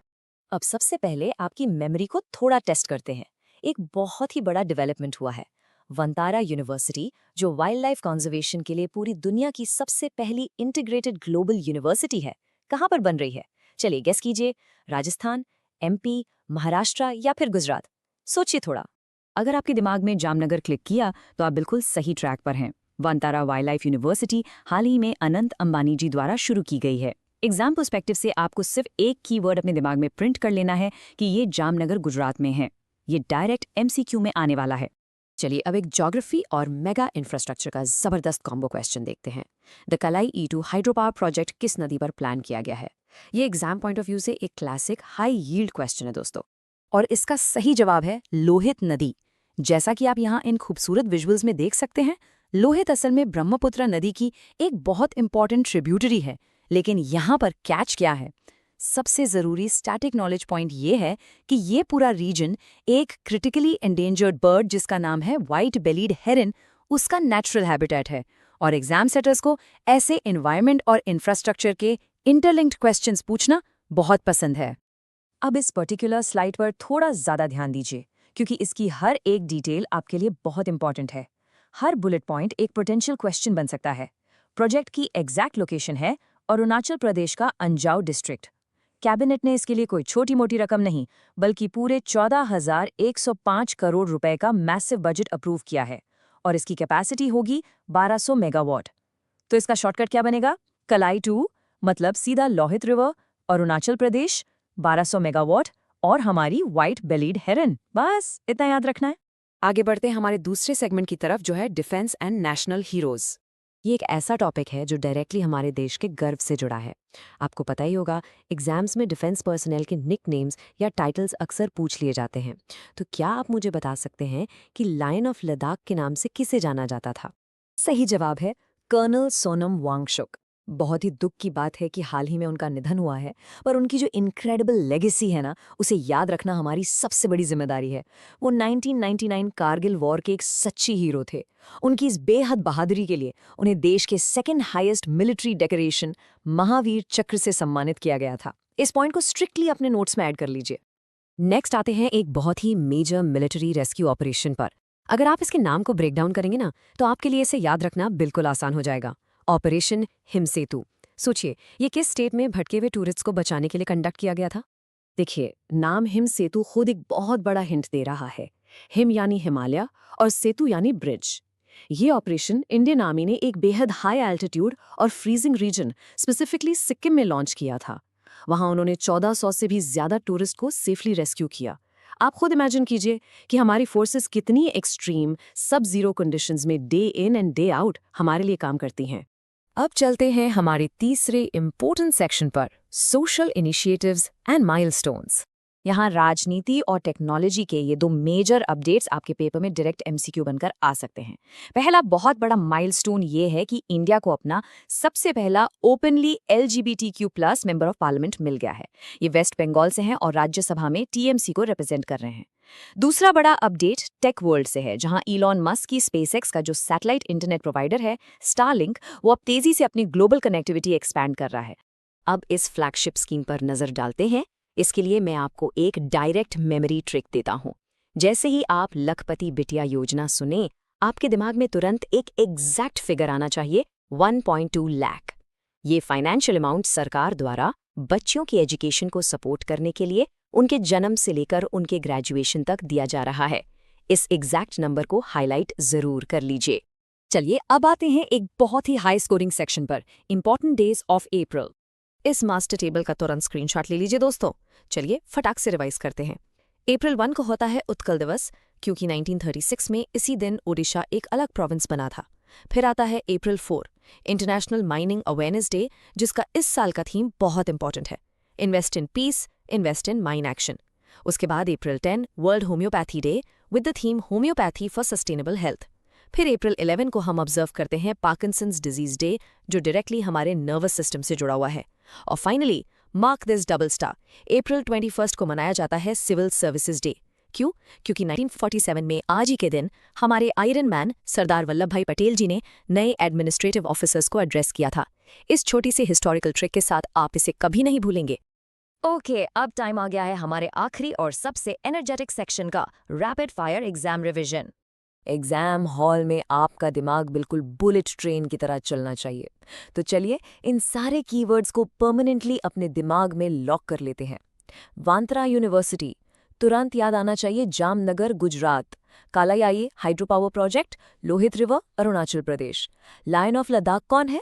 Colonel Sonam Wangchuk. Operation Himsetu, Indian army का मेगा रेस्क्यू सिक्किम में। लखपति बिटिया योजना में कितना अमाउंट? Exactly 1.2 lakh rupees. और आखिरी अप्रैल 21 सिविल सर्विसेज डे। बूम, हो गया ना सब याद? और इसी सॉलिड रिवीजन के साथ मैं आपके लिए आज एक बहुत ही डीप सवाल छोड़ रहा हूं। जब हम कलाई आईटी जैसे मैसिव मेगा इंफ्रास्ट्रक्चर प्रोजेक्ट्स बनाते हैं तो हम ह्यूमन डेवलपमेंट की जरूरत और दूसरी तरफ व्हाइट बेलीड हेरन जैसी इंडेंजर्ड प्रजातियों के सर्वाइवल के बीच एक परफेक्ट बैलेंस आखिर कैसे बना सकते हैं? क्या डेवलपमेंट और इकोलॉजी सच में एक साथ हाथ में हाथ डालकर चल सकते हैं? इस पर जरूर सोचिए, पढ़ाई करते रहिए और ऐसे क्रिटिकल क्वेश्चंस खुद से पूछते रहिए। आज के इस डिटेल एक्सप्लेनेशन में मेरे साथ जुड़ने के लिए आपका बहुत नमस्ते दोस्तों, स्वागत है आपका आज के इस बेहतरीन एक्सप्लेनर में, जहां हम करंट अफेयर्स और जनरल नॉलेज का एक ऐसा मास्टर क्लास करने वाले हैं जो आपके एग्जाम की तैयारी को बिल्कुल नेक्स्ट लेवल पर ले जाएगा। आप भी जानते हैं कि एग्जाम्स में जो टिपिकल एमसीक्यूज आते हैं ना, उन्हें रटना कितना बोरिंग और मुश्किल होता है। तो आज हम क्या करेंगे? आज हम उन सारे बोरिंग फैक्ट्स को एक विजुअल, कॉन्सेप्चुअल और आसानी से याद रहने वाले फॉर्मेट में डिकोड करेंगे। मेरा मोटिव सिर्फ आपको जवाब रटवाना नहीं है, बल्कि कॉन्सेप्ट्स को आपके दिमाग में हमेशा के लिए फिक्स करना है, ताकि एग्जाम हॉल में आपको कंफ्यूजन ना हो। तो चलिए फुल एनर्जी के साथ इस डीप डाइव सेशन की शुरुआत करते हैं। आज का हमारा एजेंडा बिल्कुल क्रिस्प और क्लियर है। हम इसे 5 हिस्सों में कवर करेंगे। पहला, ग्लोबल अफेयर्स और इंटरनेशनल एग्रीमेंट्स। दूसरा, टेक्नोलॉजी, स्पेस और सिक्योरिटी से जुड़े लेटेस्ट अपडेट्स। तीसरा, इंटरनेशनल स्पोर्ट्स के बड़े माइलस्टोन्स। चौथा, हमारे नेशनल और रीजनल लेवल के क्रिटिकल अपडेट्स। और आखिर में मेरा फेवरेट, एक रैपिड फायर रिकैप, जिससे हम पढ़ी हुई हर चीज को तुरंत मेमोराइज कर लेंगे। चलिए आगे बढ़ते हैं। तो शुरू करते हैं हमारा पहला सेक्शन, ग्लोबल अफेयर्स। यहाँ हम उन ट्रीटीज और लीडरशिप चेंजेस की बात करेंगे जो पूरी दुनिया की पॉलिटिक्स को शेप कर रहे हैं। शुरुआत करते हैं एक बहुत ही शानदार और क्लासिक एग्जाम क्वेश्चन से। सवाल यह है, हाल ही में भारत ने RELOS यानी रेलॉस नाम के एक बहुत ही क्रिटिकल लॉजिस्टिक्स एग्रीमेंट को ऑपरेशनलाइज किया है, लेकिन ये किस सुपर पावर के साथ फाइनल किया गया है? आपके ऑप्शंस हैं USA, फ्रांस, रशिया या जापान। अब सोचिए जरा, एग्जाम में हम अक्सर ऐसे सवालों में फंस जाते हैं क्योंकि भारत के डिफेंस रिलेशंस तो इन चारों देशों के साथ बहुत मजबूत हैं। आपके हिसाब से आंसर क्या होना चाहिए? और इसका बिल्कुल सटीक जवाब है रशिया। जी हां, भारत और रशिया के बीच ये जो स्ट्रैटेजिक हैंडशेक हुआ है, ये दोनों देशों के मिलिट्री रिश्तों को और भी ज्यादा गहरा कर रहा है। लेकिन यार, एक स्मार्ट लर्नर के लिए ना सिर्फ रशिया याद रख लेना काफी नहीं है। एग्जामिनर आपसे एक कदम आगे की सोचता है। हमें यह समझना होगा कि ये ट्रीटी ग्राउंड लेवल पर असल में काम कैसे करती है। अब इस रीलॉस अग्रीमेंट का पूरा पोस्टमार्टम करते हैं। ध्यान से सुनिएगा। सबसे पहले तो इसका फुल फॉर्म दिमाग में बैठा लीजिए, reciprocal exchange of logistics agreement. इसका मेन ऑब्जेक्टिव क्या है? भारत और रशिया के बीच मिलिट्री कॉपरेशन और वाइटल लॉजिस्टिक सपोर्ट को बढ़ाना। अब इसका प्रैक्टिकल मतलब समझिए। मान लीजिए इंडियन नेवी का कोई जहाज रशिया के पास किसी मिशन पर है और उससे फ्यूल या रिपेयर की जरूरत पड़ गई, तो अब उसे वापस भारत आने की जरूरत नहीं है। वो सीधे रशियन मिलिट्री फैसिलिटी का इस्तेमाल कर सकता है और बिल्कुल यही चीज रशिया की मिलिट्री भारत में कर सकती है। तो इससे होता क्या है कि दोनों देशों के आर्म्ड फोर्सेस की ऑपरेशनल रीच कई गुना बढ़ जाती है। ये एक बहुत बड़ा स्ट्रेटेजिक एडवांटेज है। चलिए अब अपनी फ्लाइट यूरोप की तरफ मोड़ते हैं। ग्लोबल पॉलिटिक्स में एक बहुत बड़ा लीडरशिप अपडेट आया है। रुमेन रादेव ने हाल ही में प्रधानमंत्री पद की शपथ ली है, लेकिन आपको ये बताना है कि वो किस ईस्टर्न यूरोपियन देश के प्रधानमंत्री बने हैं। आपके ऑप्शंस हैं बुल्गारिया, रोमानिया, हंगरी या फिर सर्बिया। ये नाम आजकल न्यूज़ में काफ़ी छाया हुआ है। अगर हम मैप को ध्यान से देखें तो सही जवाब है बुल्गारिया। रुमेन रादेव अब बुल्गारिया को लीड कर रहे हैं, लेकिन रुकिए, यहाँ मैं आपको एक एक्स्ट्रा एग्जाम ट्रिक देता हूँ। सिर्फ लीडर और देश का नाम याद मत कीजिए। मैप पर आपको बुल्गारिया की कैपिटल सोफिया भी दिख रही है, राइट? इसे अपने दिमाग में एक हाई हील्ड बोनस फैक्ट के तौर पर लॉक कर लीजिए, क्योंकि ज्योग्राफी या मैच द कॉलम वाले क्वेश्चंस में ना अक्सर देशों की राजधानियां पूछ ली जाती हैं। तो आपको एक ट्रिनिटी याद रखनी है, Radev, Bulgaria, Sofia. Clear? Global affairs को रैप अप करने से पहले एक और बहुत इंपॉर्टेंट फैक्ट जो आपको मिस नहीं करना है। वर्ल्ड इकोनॉमिक फोरम यानी WEF ने साल 2026 के लिए यंग ग्लोबल लीडर का सम्मान अनाउंस किया है। और मजेदार बात जानते हैं क्या है? एग्जामिनर ऑप्शंस में एलॉन मस्क, मुकेश अंबानी या सत्या नडेला जैसे हैवीवेट नाम डालकर आपको 100% कंफ्यूज करने की कोशिश करेगा। आपको लगेगा कि अवार्ड तो इन्हीं में से किसी को मिला होगा, लेकिन नहीं, सही जवाब है आर्थर लॉ। WEF ने इन सारे बड़े नामों को बाईपास करते हुए आर्थर लॉ को चुना है, जो स्टोर फ्रेंडली एशिया के को-फाउंडर हैं। तो इस नाम को बिल्कुल मत भूलेगा, ये डायरेक्ट पूछा जा सकता है। आगे बढ़ते हैं हमारे दूसरे सेक्शन की तरफ, टेक्नोलॉजी, स्पेस और सिक्योरिटी। यहां हम देखेंगे कि कैसे AI और स्पेस मिशंस आज की दुनिया को बदल रहे हैं। अब जरा इस सवाल पर फोकस कीजिए। हाल ही में एक नया AI चैटबॉट लॉन्च हुआ है जिसका नाम है अभय। अब सवाल यह है कि इसे आखिर किस ऑर्गेनाइजेशन ने लॉन्च किया है। आपके ऑप्शंस हैं NIA, रॉ, DRDO या CBI। अब नाम सुनकर अभय यानी जिसे कोई डर ना हो, ऐसा लग रहा है ना कि ये कोई साइबर सिक्योरिटी टूल है, तो पक्का इसे किसी डिफेंस या इंटेलिजेंस एजेंसी ने ही लॉन्च किया होगा। कोई भी आम स्टूडेंट यही लॉजिक लगाएगा, लेकिन क्या सच में ऐसा है? और यहीं पर एग्जामिनर आपके साथ खेल जाता है। ये एक बहुत ही बढ़िया ट्रिक क्वेश्चन है। इसका जवाब कोई डिफेंस एजेंसी नहीं है। दरअसल AI चैटबॉट अभय को चीफ जस्टिस ऑफ इंडिया की जुडिशरी लीडरशिप के अंडर लॉन्च किया गया है और स्पेसिफिकली इसे प्रमोट किया है जस्टिस सूर्यकांत ने। और इसका पर्पस क्या है? इसका पर्पस है आम नागरिकों को बढ़ते हुए ऑनलाइन स्कैम्स और फाइनेंशियल साइबर फ्रॉड से बचाना। तो एग्जाम में याद रखिएगा, अभय को आपको सीधे जुडिशरी और सिटीजन प्रोटेक्शन से लिंक करना है, किसी डिफेंस एजेंसी से नहीं। आइए अब दो बहुत ही मेजर टेक डेवलपमेंट्स को एक साथ क्लब कर लेते हैं ताकि याद करने में आसानी हो। स्पेस एक्सप्लोरेशन के सेक्टर में नासा ने अपना बहुत ही awaited Nancy Grace Roman space telescope unveil किया है। जेम्स वेब के बाद ये स्पेस साइंस में एक और बड़ा अचीवमेंट है। वहीं अगर हम अपने देश की बात करें तो इंडस्ट्रियल टेक में IIT खड़गपुर ने एक शानदार माइलस्टोन अचीव किया है। वो लोग खदानों में यानी ट्रेडिशनल माइनिंग सिस्टम्स में AI का इस्तेमाल प्रमोट कर रहे हैं। अब आप सोचेंगे माइनिंग में AI क्यों? क्योंकि इससे न सिर्फ काम की स्पीड और एफिशिएंसी बढ़ेगी, बल्कि जो माइनिंग वर्कर्स हैं उनकी जान का रिस्क बहुत हद तक कम हो जाएगा। है ना कमाल की चीज? चलिए अब मूव करते हैं सेक्शन 3 पर, इंटरनेशनल स्पोर्ट्स माइलस्टोन्स। यहां हम रिकॉर्ड्स और कुछ बहुत ही सख्त नए रूल्स के बारे में बात करेंगे। ये वाला क्वेश्चन आपके एग्जाम्स के लिए सुपर इंपॉर्टेंट है, क्योंकि ये भारत के स्पोर्ट्स से जुड़ा एक बहुत सीरियस डेवलपमेंट है। एक मेजर ग्लोबल स्पोर्ट्स बॉडी ने भारत के एथलेटिक्स स्टेटस को कैटेगरी B से अपग्रेड करके कैटेगरी A में डाल दिया है। अब ये फैसला लिया किसने है? क्या ये एथलेटिक्स इंटेग्रिटी यूनिट ने किया है, या फिर इंटरनेशनल ओलंपिक कमेटी यानी IOC ने, फीफा ने, या फिर वाडा ने? और इसका सही जवाब है वाडा यानी वर्ल्ड एंटी डोपिंग एजेंसी। और दोस्तों मैं आपको बता दूं कि ये हमारे लिए कोई प्राउड मोमेंट नहीं है। आप इस इमेज में गोल्ड मेडल के साथ जो सिरिंज देख रहे हैं ना, ये एक बहुत ही कड़वी सच्चाई बयां कर रही है। भारत को कैटेगरी A में इसलिए डाला गया है क्योंकि यहाँ के एथलीट्स में डोपिंग का रिस्क बहुत ही ज़्यादा क्रिटिकल लेवल पर पहुँच गया है। अब इसका इम्पैक्ट समझिए, क्योंकि एग्जाम में स्टेटमेंट बेस्ड क्वेश्चंस यहीं से बनते हैं। कैटेगरी A कोई अवार्ड नहीं है। इसका सीधा सा मतलब है कि अब से भारतीय एथलीट्स की मॉनिटरिंग बेहद सख्त होने वाली है। वाडा अब बिना बताए यानी अनअनाउंस्ड टेस्ट कंडक्ट करेगा। नेशनल लेवल पर एंटी डोपिंग के रूल्स को बहुत ज़्यादा कड़ा करना पड़ेगा, और किसी भी बड़े इंटरनेशनल इवेंट से पहले भारत के एथलीट्स कितनी बार टेस्ट हो रहे हैं, इस पर पूरी दुनिया की नज़र रहेगी। बेसिकली अब यहाँ जीरो टॉलरेंस पॉलिसी लागू हो चुकी है। स्पोर्ट्स सेक्शन को खत्म करने से पहले दो रैपिड फायर फैक्ट्स दिमाग में छाप लीजिए। 2027 की वर्ल्ड पैरा एथलेटिक्स चैंपियनशिप को होस्ट करने का राइट किसको मिला है?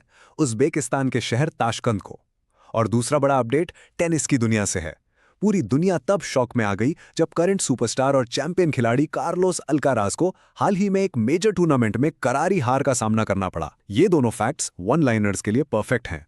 अब वापस अपने देश चलते हैं। सेक्शन 4, नेशनल और रीजनल अपडेट्स। यहां पर मैं आपको 3 ऐसे सॉलिड नेशनल फैक्ट्स बताने वाला हूं जो डायरेक्ट पेपर में छप सकते हैं। पहला, लोकेशन अपडेट। श्री गुरु भैरवई के मंदिर का हाल ही में ऑफिशियली उद्घाटन हुआ है। ये कहां है? ये कर्नाटक के मांड्या डिस्ट्रिक्ट में है। दूसरा, एक बहुत बड़ा कल्चरल माइलस्टोन। मेघालय ने अब आधिकारिक तौर पर 3 भाषाओं को मान्यता दे दी है, जिसमें गारो और खासी को प्रमुख रूप से जोड़ा गया है। याद रखिए, गारो और खासी मेघालय की पहाड़ियों के नाम भी हैं, तो इसे लिंक करना बहुत आसान है। और तीसरा, personality spotlight. Nishchita Yogesh Antarkar, national affairs में इनका नाम बहुत तेजी से उभर रहा है, तो इस नाम को अपनी नोट्स में जरूर हाईलाइट कर लीजिएगा। और अब वक्त है हमारे सबसे फेवरेट और क्रूशियल पार्ट का, सेक्शन 5 रैपिड फायर रिकैप। क्योंकि पढ़ना एक बात है और उसे एग्जाम तक याद रखना दूसरी बात। चलिए अपनी आंखें बंद कीजिए या स्क्रीन पर फोकस कीजिए और मेरे साथ साथ रिकॉल कीजिए। पहला, रिलॉस क्या था? भारत और रशिया के बीच मिलिट्री और लॉजिस्टिक्स पैक्ट। दूसरा, रुमेन रादे कहाँ के पीएम बने हैं? बुल्गारिया के, और वहाँ की राजधानी है सोफिया। तीसरा, अभय क्या है? ये एक एंटी स्कैम एआई चैटबॉट है जिसे सीजीआई सूर्यकांत के इनिशिएटिव से जोड़ा गया है। चौथा, वाडा ने क्या एक्शन लिया? डोपिंग रिस्क की वजह से भारत को कैटेगरी ए में डाल दिया है। और पांचवा, नासा के नए टेलीस्कोप का नाम क्या है? Nancy Grace Roman space telescope. आ गया ना सब कुछ याद? और इन फैक्ट्स को परमानेंट मेमोरी में डालने के लिए ये निमोनिक्स और ट्रिक्स यूज कीजिए। WEF के यंग ग्लोबल लीडर के लिए याद रखिए लॉ ऑफ द फ्यूचर, यानी आर्थर लॉ। 2027 पैरा एथलेटिक्स के लिए दिमाग में बोलिए ताशकंद ट्रैक, यानी ताशकंद उज्बेकिस्तान। मेघालय की भाषाओं के लिए जनरल नॉलेज वाला जीके याद रखिए, जी से गारो, के से खासी। और AIN माइनिंग के लिए याद रखिए खड़गपुर डिग्स डीप, यानी IIT खड़गपुर। जब आप एग्जाम हॉल के प्रेशर में होंगे ना, तो यही छोटे छोटे शॉर्टकट्स आपको ऑप्शंस एलिमिनेट करने में सबसे ज्यादा हेल्प करेंगे। तो दोस्तों, आखिर में बस इतना याद रखिए कि कॉम्पिटिटिव एग्जाम्स क्रैक करना सिर्फ तोते की तरफ फैक्ट्स रटने का खेल नहीं है। ये खेल है उस डेटा के पीछे के कॉन्टेक्स्ट को समझने का और उसे सही कॉन्सेप्ट से जोड़ने का। आज के इस पूरे एक्सप्लेनर में आप नमस्कार दोस्तों, एक बार फिर से बहुत बहुत स्वागत है आप सभी का इस नए और बिल्कुल धमाकेदार सेशन में। मैं हूं आपका होस्ट और आज हम लेकर आए हैं एक ऐसी करंट अफेयर्स मास्टर क्लास जो सच में आपके एग्जाम प्रिपरेशन को एक नए लेवल पर ले जाएगी। देखिए, आज के इस विश्लेषण में हम अप्रैल 2026 के हर एक इंपॉर्टेंट फैक्ट, डेटा पॉइंट और हर उस क्रूशियल अपडेट को कवर करेंगे जो आपके आने वाले एग्जाम्स के लिए एक गेम चेंजर बनने वाला है। और सबसे बेस्ट पार्ट पता है क्या है? हम इन सब को सिर्फ पढ़ेंगे नहीं, बल्कि इसी वक्त बहुत ही मजेदार मेमोरी ट्रिक्स के जरिए अपने दिमाग में परमानेंटली लॉक कर लेंगे। तो अपना पूरा फोकस यहां बनाए रखिए। चलिए बिना किसी देरी के शुरू करते हैं। तो आज का हमारा रोड मैप बिल्कुल क्लियर और क्रिस्प है। सबसे पहले हम कवर करेंगे अप्रैल के इंपॉर्टेंट डेज और उनकी थीम्स। फिर हम चलेंगे नोटेबल ऑबिचुअरीज पर। उसके बाद बारी आएगी पावर प्लेयर्स की, यानी अपॉइंटमेंट्स और रैंकिंग्स। फिर हम देखेंगे ग्लोबल और स्पोर्ट्स अपडेट्स, और आखिर में हमारा सबसे फेवरेट, एक जोरदार रैपिड फायर रिवीजन। चलिए सीधा जंप करते हैं हमारे पहले सेक्शन पर, अप्रैल डेज एंड थीम्स। ये डायरेक्ट मार्क्स दिलवाने वाला सेक्शन है। किसी भी एग्जाम का प्रीवियस ईयर पेपर उठाकर देख लीजिए। इंपॉर्टेंट डेट्स और उनकी स्पेसिफिक थीम से एक ना एक डायरेक्ट सवाल जरूर आता है। यहां 3 डेट्स आपके लिए बहुत बहुत क्रूशियल हैं। सबसे पहले ध्यान दीजिए 2 अप्रैल पर। इस दिन होता है world autism awareness day. Autism एक न्यूरो डेवलपमेंटल डिसऑर्डर है और 2026 की इसकी थीम रखी गई है ऑटिज्म एंड ह्यूमैनिटी। इसमें ह्यूमैनिटी कीवर्ड को अपने दिमाग में अंडरलाइन कर लीजिए। फिर आता है 7 अप्रैल, यानी वर्ल्ड हेल्थ डे। अब देखिए, एग्जामिनर आपसे पूरी लंबी लाइन नहीं पूछेगा, वो हमेशा कीवर्ड्स ढूंढेगा ऑप्शंस में। थीम है together for health, stand with science. Trick ये है दोस्तों कि याद रखिए, हेल्थ तभी ठीक होगी जब हम साइंस के साथ मिलकर खड़े होंगे। Stand with science. और तीसरा सबसे इंपॉर्टेंट, 22 अप्रैल, अर्थ डे। इसकी 2026 की थीम बहुत ही छोटी और पावरफुल है। आ पावर, आ प्लैनेट। अर्थ हमारा प्लैनेट है और इसको पोल्यूशन से बचाना हमारी पावर है। सिंपल और क्लियर। चलिए आगे बढ़ते हैं। अब मुझे एक बात बताइए, क्या आप जानते हैं होम्योपैथी की शुरुआत आखिर किसने की थी? इस नाम और इनकी तस्वीर को अपनी विजुअल मेमोरी में अच्छे से लॉक कर लीजिए। 10 अप्रैल को हम वर्ल्ड होम्योपैथी डे मनाते हैं और ये दिन रैंडमली चूज नहीं किया गया है। ये एक्चुअली डॉक्टर सैमुअल हैनेमन की बर्थ एनिवर्सरी होती है, जो कि फाउंडर ऑफ होम्योपैथी माने जाते हैं। इनका नाम कॉम्पिटिटिव एग्जाम्स में डायरेक्टली पूछा जाता है। ट्रिक बहुत सिंपल है। हैनेमन और होम्योपैथी दोनों ही लेटर एच से शुरू होते हैं। एच से हैनेमन, एच से होम्योपैथी। इस छोटी सी ट्रिक से आप एग्जाम हॉल के प्रेशर में भी कभी कंफ्यूज नहीं होंगे। अब थोड़ा आर्ट्स और कल्चर की तरफ चलते हैं। 15 अप्रैल को ऑब्जर्व किया जाता है वर्ल्ड आर्ट डे। और ये किसके जन्मदिन पर मनाया जाता है? The great Leonardo da Vinci. अब आप पूछेंगे इसको याद कैसे रखें, तो सुनिए, बस इतना इमेजिन कीजिए कि डा विंची इतनी कमाल की, इतनी सुंदर आर्ट बनाते थे कि लगातार 14 दिन तक पेंटिंग करने के बाद 15वें दिन लोगों ने उनके सम्मान में वर्ल्ड आर्ट डे घोषित कर दिया। और जब इतनी बढ़िया आर्ट बन गई तो खुशी मनाना यानी डांस करना तो बनता है ना। तो आर्ट बनाते बनाते ठीक 2 हफ्ते बाद यानी 29 अप्रैल को हमने पूरी दुनिया में मनाया इंटरनेशनल डांस डे। 15 को आर्ट बनाई और ठीक 14 दिन बाद 29 को डांस किया। इस कनेक्टिविटी को अपने माइंड में बिल्कुल सेट कर लीजिए। चलिए एक और बढ़िया मेमोरी ट्रिक पर आते हैं। ध्यान दीजिएगा, 16 अप्रैल को होता है सेव द एलिफेंट डे। अब अपने दिमाग में एक पिक्चर बनाइए। हमने 16 तारीख को बड़े बड़े एलिफेंट्स को सेव किया और उन्हीं एलिफेंट्स की मदद से एग्जैक्टली 2 दिन बाद यानी 18 अप्रैल को हमने पूरी दुनिया के मॉन्यूमेंट्स और हेरिटेज यानी हमारी विरासत को बचाया और मनाया वर्ल्ड हेरिटेज डे।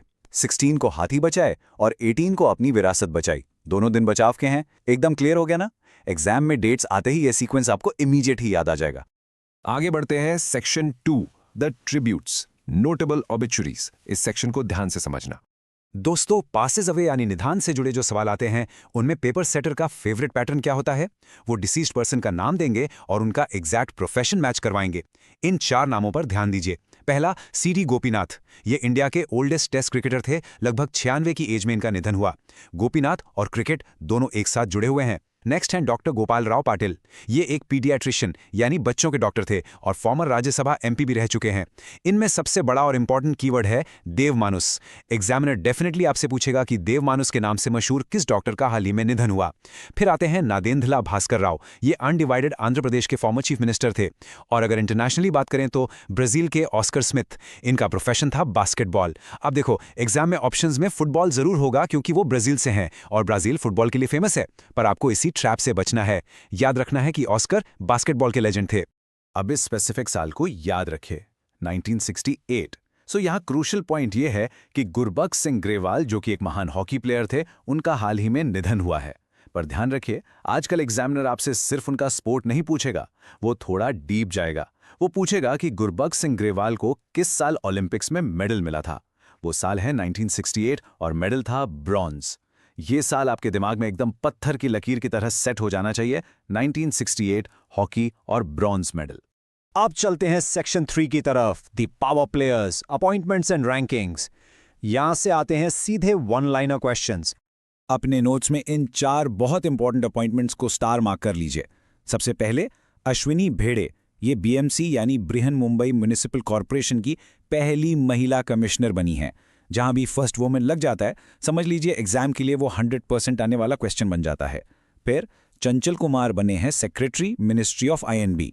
अब आते हैं सबसे ट्रिकी पार्ट पर, ये 2 संजय, जहां एग्जाम हॉल में सबसे ज्यादा कंफ्यूजन होता है।